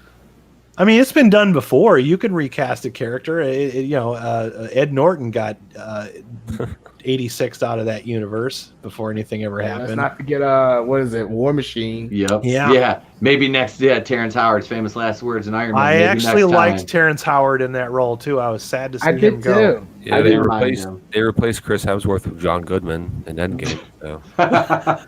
I think it's possible. Hey! Don't be insulting John Goodman like that. I would say You saw John Goodman like that. John Goodman can act. That man is a treasure. Yeah, John Goodman can act. He was in The Big Lebowski. He was Walter Subcheck. God damn it, He was in Roseanne. He did not watch his buddies die face down in the mud for fucking. Leo said, "I'm going to troll and be a diehard Jared Leto Joker fan." Oh God! Look, you know what? That doesn't work on me because you know what? I actually didn't mind Jared Leto's Joker. It's not my favorite one. It's at the bottom, but I still didn't hate it. Yeah, we just didn't get enough time with him to even know what he was capable of. He was only in the movie for like 12 minutes. You know, it's oh God. They cut his fucking screen time down to like 12 minutes, which I didn't even make it through the whole movie, so I'm pretty much out. I'm not highlighting that comment, buddy. Break me down, bury me. Oh God, stop, please! You're burning my ears. Fucking 30 seconds to emo. Oh yeah. Well, hopefully Morbius works out for him. I do. I think that looks good. That idea. That trailer looks good. I do think Jared Leto's a good actor. I don't hate Jared Leto. I just didn't like him as the Joker. Did you guys ever see Lords of War with Nicolas Cage? It's a negative. Not in a long time. Yeah, he was in that. So it's based on a true story of somebody that becomes an arms dealer unwillingly, and then gets so good at it that he can't get out of it. It's a pretty good story. Jared Leto is Nicolas Cage's brother in that movie, and it's pretty good. He was pretty good in it. Morbius is Ghost Rider's brother? Yeah. Creepy, huh? Actually, it would have been funny if I said Joker was. Yeah, Joker is Morbius. But I feel like no one would acknowledge. I was thinking Joker was little H.I.'s brother. There's a deep cut right there. Well, speaking of arms dealers, you guys want to get started with some Florida Man stories? Oh God, yeah, it's time for that. Well, I think we're done with this, but yeah, last comment. Retards, hey, don't stop being you. Keep coming at us. We're enjoying the hell out of it. That's all we're saying. Yeah. We love Try to have sex. It might take your mind off this stuff. I know. Yeah, there you go. So try to find something else to champion. White knighting for Bree's got your life. If you really want to help the world, then go out and buy somebody a sandwich or work in a soup kitchen or go spend some time with some people in a nursing home. I've done those things. Or go piss off somebody and suffer the same fate as that guy that supposedly committed suicide but didn't. That guy. You can end up like that if you piss off the wrong people. Or you can buy poor kids Captain Marvel tickets. So. Yeah, how did that work out anyway? We never got any press conference for that. What the hell? That never happened. Pretty sure we can all assume that they saw the movie. They could have bought them all like school supplies and things like that. I mean, did they just not show up, or because they could have bought them like Captain Marvel backpacks? That was another one of the big arguing points, and then all of a sudden that was just over. I'm like, oh, there's a fuck ton of those things on clearance. Trapper Keepers. Oh yeah, I see all kinds of Captain Marvel stuff on clearance. Oh, all the Marvel Legends, the Walmart I was at the other day, it was like 20 or 21 Marvel Legends Captain Marvel figures on clearance. But I will say this. Rogue sells, my friends. So thank you for that, Captain Marvel. Captain Marvel tampons. I mean, you too can own Anna Paquin. Jeez. Non-binary tampons. Plug a hole and hope for the best. All right, guys. So, you guys want me to share the screen for these Florida Man stories, or do you want to just listen to be surprised? Absolutely, because usually there's great pictures that go with these. So. These scarred the figure faces. Here are the top 10 Florida Man and Florida Woman stories of 2019. Do you? See, it's not sexist. Florida Woman. Remember any of these? Let's begin. Number 10. Florida Man and SWAT standoff for a slice of pizza. Never underestimate the power of pizza. A man from Pensacola accused of threatening his family ended a 4-hour standoff with police after he was promised a slice of pizza. Mind you, that was Hungry Howie's. I was going to say, is that Hungry Howie's? I've never had that pizza before. Oh, it's good. We used to get it every Friday night. Pretty good stuff. Yeah, I know they're all over the place. Yeah. 33-year-old was arrested. The story never clarifies if he ever did indeed receive a slice. Very important detail there. Yeah. He got honey dicked. Number 9. Florida woman 8 months pregnant uses AR-15 to fatally shoot burglar. This was actually recent, guys. So Holy shit. So, That sounds know kind we of get a number crazy 9 in is a Florida. story that made some Floridians stand and clap. Mother in Lithia, just south of Tampa, was 8 months pregnant when she fought back against home intruders. Her weapon of choice, you ask? An AR-15. Rosie the Riveter would be proud. Ha. So, you know, they probably needed that woman to barge in and get the guy who wanted pizza. So, Hey, did you get somebody sent me an article, one of my friends from Illinois that's actually trying to move to Florida sent me an article today about because of the cold weather that we're having, that in certain parts of Florida it's like raining iguanas. Like they're like getting cold and like going into hibernation, passing out, and then just like falling. And they're basically saying if you see them fall, they're not dead. Like don't like throw them away or something. They're just like they're going dormant. Iguanas. It's a plague of iguanas. It's raining iguanas in parts of South Florida because of the cold right now. That's Miami, dude. Those things are like squirrels down there. They're everywhere.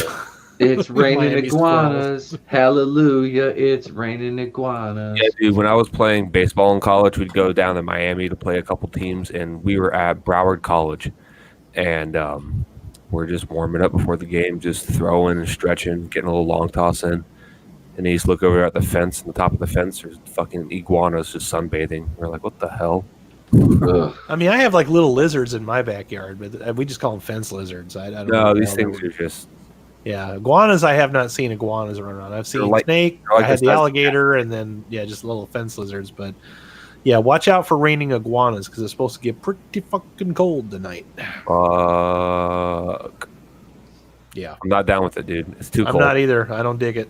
I don't wanna hear- I had I to don't sleep wanna- under the blankets last night. It's been a long time since I had to do that. All right. Talk about cold. Dude, they open the freezing shelters if it like hits 50 here.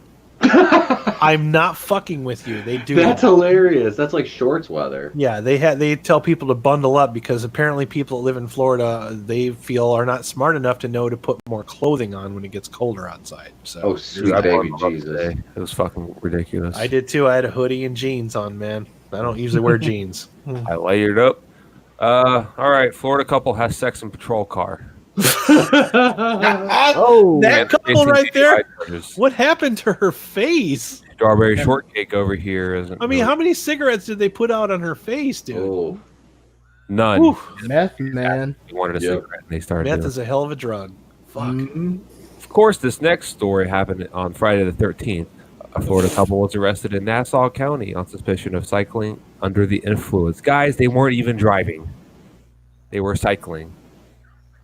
Bicycles. What the fuck? Once in a patrol car, they proceeded to shed their clothes and started. We know what happens when you do that. Okay. In the back of the patrol car. When deputies opened the car door to intervene, the naked man knocked the deputy to the ground and took off running into the night. You can't make this stuff up. So what did he knock him down with is the question. I was more concerned about if you have sex in an airplane, that's considered joining the Mile High Club. What is having sex in a patrol car called? What do they call that? a sex offender. Florida man. Rolling in the deep. Welcome to the list of fucking sex offenders, people who have to register in your neighborhood. Hey, can we play that video, the fucking sex offender shuffle? The That's 5-0 from below Florida. club. I mean, what? Yeah. Florida man arrested after argument over cheesesteak.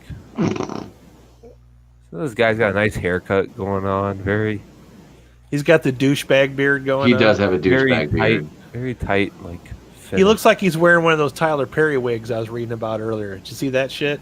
No. That new movie's got out right now. Apparently, the people in that movie have wigs so bad, looks like they're like made out of doll hair.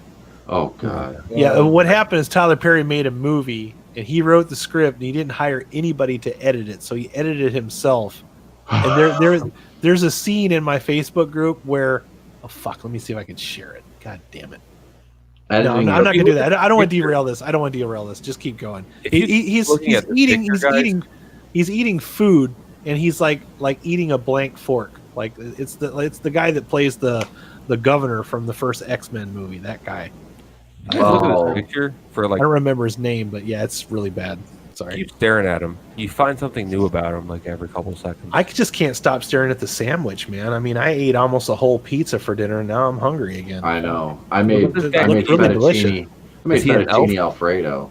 Is he a Keebler elf that just quit his job because he wanted real food? You do elves. Are you talking about elves? I love elves. I talk about elves and red staplers and the Reese's red stapler and the elves. It's the boyhood of Kid. Buy my new book. Sorry.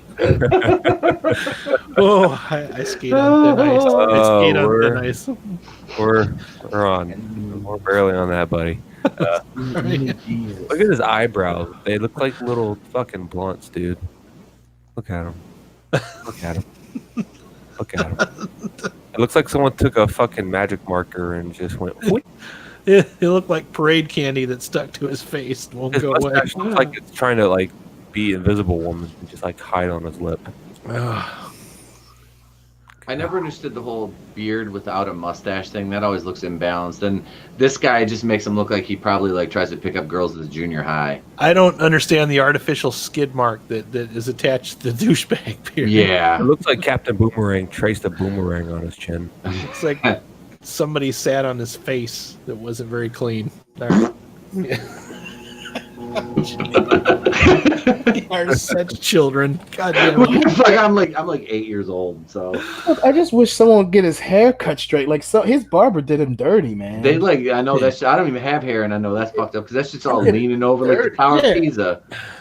Are you guys Hellboy fans? More to the right. Still got them implants, Clay? Yeah, they look natural. They look like doll hair. I'm thinking about getting them myself. Like, I don't want to be him, but I want to look as close to Vanilla Ice as possible. But don't hold back. Robert Van Winkle. Now, does this mean you want Suge Knight to come hang you over a balcony and make you sign over the royalties to all your songs? Well, considering I'm on SoundCloud, VIP, stop while I do up my laces. Here you go, Pete. A Florida woman It's charged the with Ninja stealing Turtles rental too. car says demons took it. Dude, demons took her. What the fuck? No. That's the effects of too much Cardi B in your life. She looks like Show Nuff from that movie The Last Dragon. Yup. If Show Nuff had boobs, that would be what it would look I'm like. confused with what's Con happening bird. because, okay, you clearly see her and her teeth that are having a middle school dance. And then you go down to here and you realize, like, okay, I think like they took the tag off, the sizing tag of the shirt in the store before she bought it. So she just went, fuck it. And then you got fucking Miss Princess over here with the microphone. But down below, you see some wet wipes. So you're wondering what's really happening in here. And then here's her phone just randomly there. Is it in her pocket? Is it like in her It's roll? not shoved in between her boobs. No. It's close. I've seen that before. That's always an interesting place to put your cell phone. But Right here at the zipper, she's got like a Woody, the sheriff, like, pull tag from the back.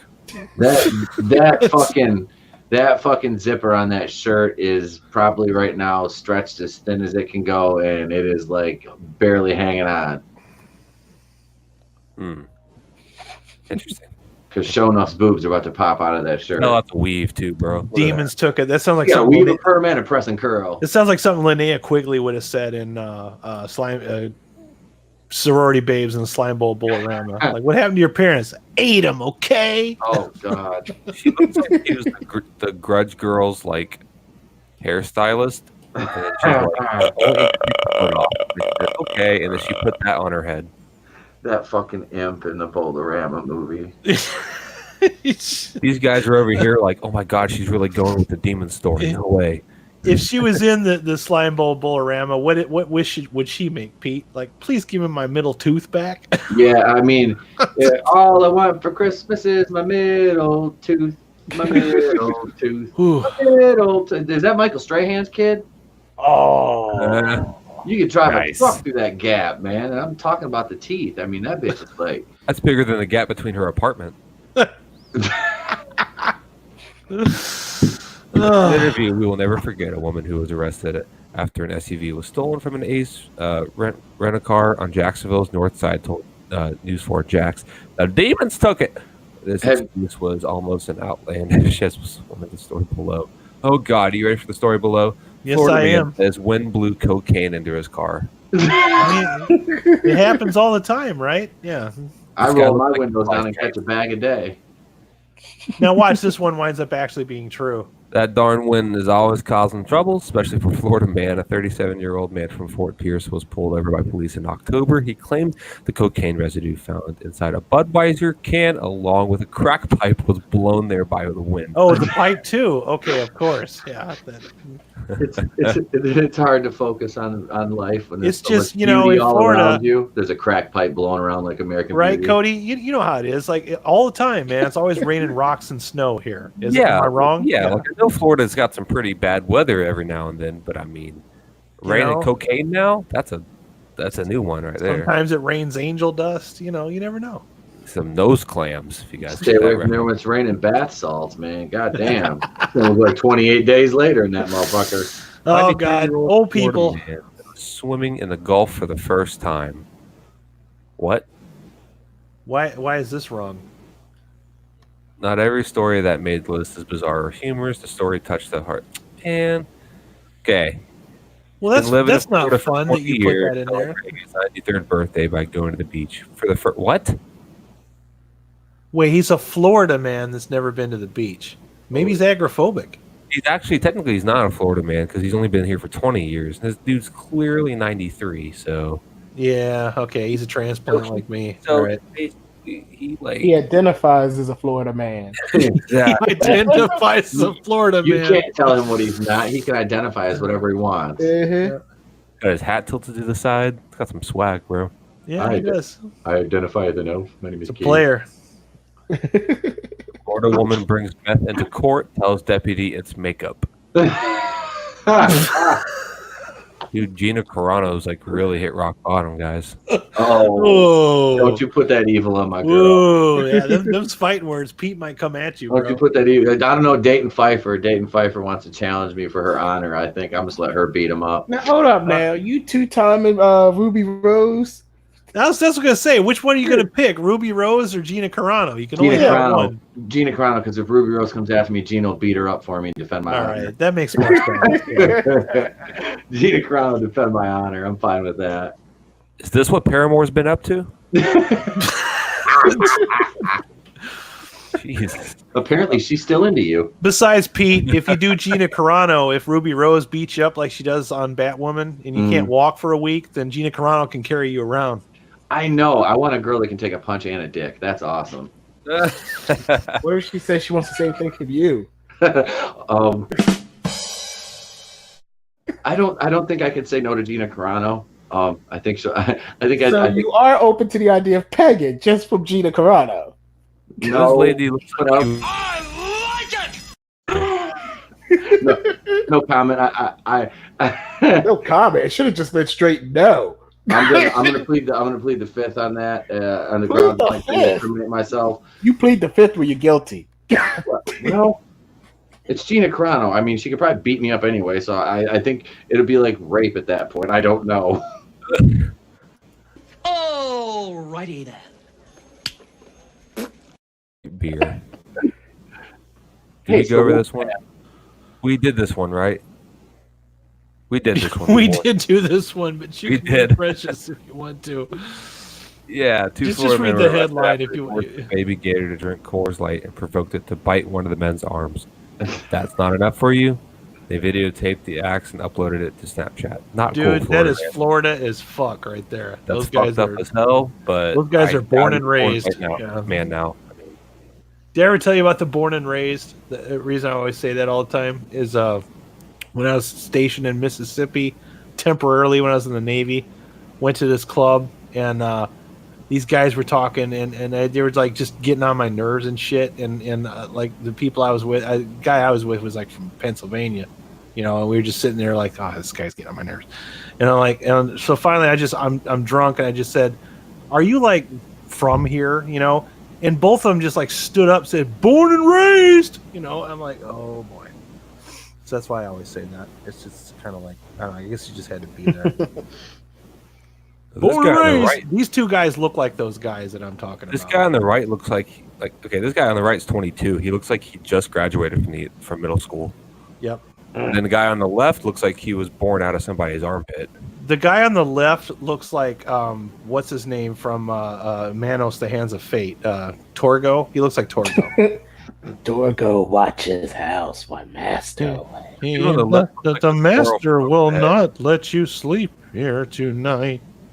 God. Deep Number Mystery one, Science Theater cuts. Florida man buys over 100 generators to send to the Bahamas. Ah, what a fucking touching That's story. crap. Did you hear that story that just happened here recently? That a bunch of stuff that got sent to Puerto Rico, like water, they found like a whole warehouse full of water that did not get to anybody that needed it. Oh, that's dude, they did that with the last hurricane. God damn it, dude! You know what was happening? Somebody was selling that shit. They were stockpiling it and selling it. They were going to sell it. Like the past 2 hurricanes, they did that shit.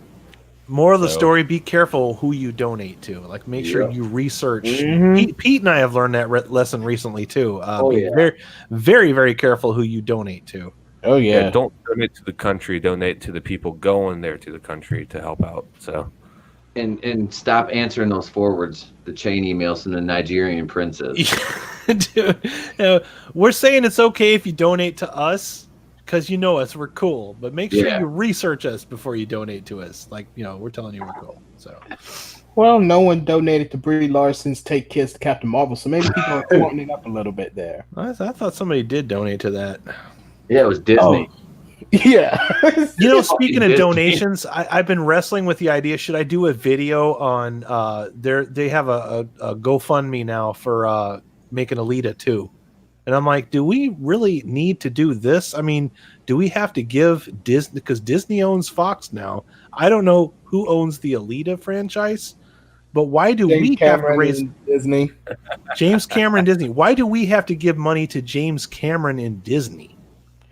I'm not even sure if that's a real GoFundMe. It sounds like speaking of bad GoFundMe's, that just so many red flags there. Like many. Like doing a Kickstarter for a big movie like that is just like, I really want the sequel myself, but I'm like, no, I can't do that. That's like back in Zoe Quinn on Indiegogo. That it's like you're never gonna get anything. I'm telling you, if money is that meaningless to you, I have a Patreon account. I can put the link in the description. I'm just saying. All right. We'll go over these next time. Sounds like a winner. I think this is a good place to bring it to a close. Yeah, we've been at it for almost 3 hours. So if nobody else has any more comments, I think we're gonna call it a day. Let's start with you, Goober. What you got going on, brother? Tomorrow morning, I'm going to be doing an episode of Crossing Streams. So, first time in a while I've done a video on my channel since, I think it's been over a month since I've done one, besides the boardroom. But, yeah, so tune in tomorrow morning at, let's do 9:30. And then 9:30? Okay. 9:30 tomorrow morning, Crossing Streams. I think we'll have Pete on. Pete, are you down or? I'm gonna try to jump on. Yeah. All right. I should be available. You guys want to come too? I should be able to make that. Yeah. I got work early tomorrow. Boo. I got movies tomorrow night, but I think I should be okay. As long as you don't make it a 4 or 5 hour stream, I think we'll be all right. Hell no. It's not gonna be an EFAP stream. We can't do an EFAP. Yeah. God, I've done so many streams. That's all I got going on my channel so far. There will be more stuff later on as I will hopefully have more time. So tomorrow morning, 9 a.m., Goober Brothers Entertainment. I will do my very best to be there tomorrow. Okay. Sweet, man. You got it. All right. What about you, Pete? What you got going on?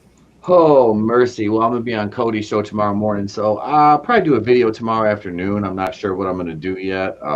I'll probably do a kind of a Marvel catch-up because there's been so much news with the casting of the U.S. agent as the new Captain America for the Falcon and Winter Soldier show, Hulkling, some more WandaVision news, the Venom Easter eggs with Spider-Man, and now Morbius with Adrian Toomes. There's a bunch of shit going on is what I'm trying to say, and I'm behind because Batwoman and the Oscars and Brie Larson have been taking up too much of my time. So That sounds like a crazy hot tub party in my house. We can probably dial back the Oscars a little bit, but that video you made today was funny as hell. If you haven't seen it, check out Pete's Oscars video. It's really funny. And I picked up 10 subs today. I'm up to $1.52 now. That's how good that video is. He picked up 10 subs in one day from one video. That is what I call a true MVP.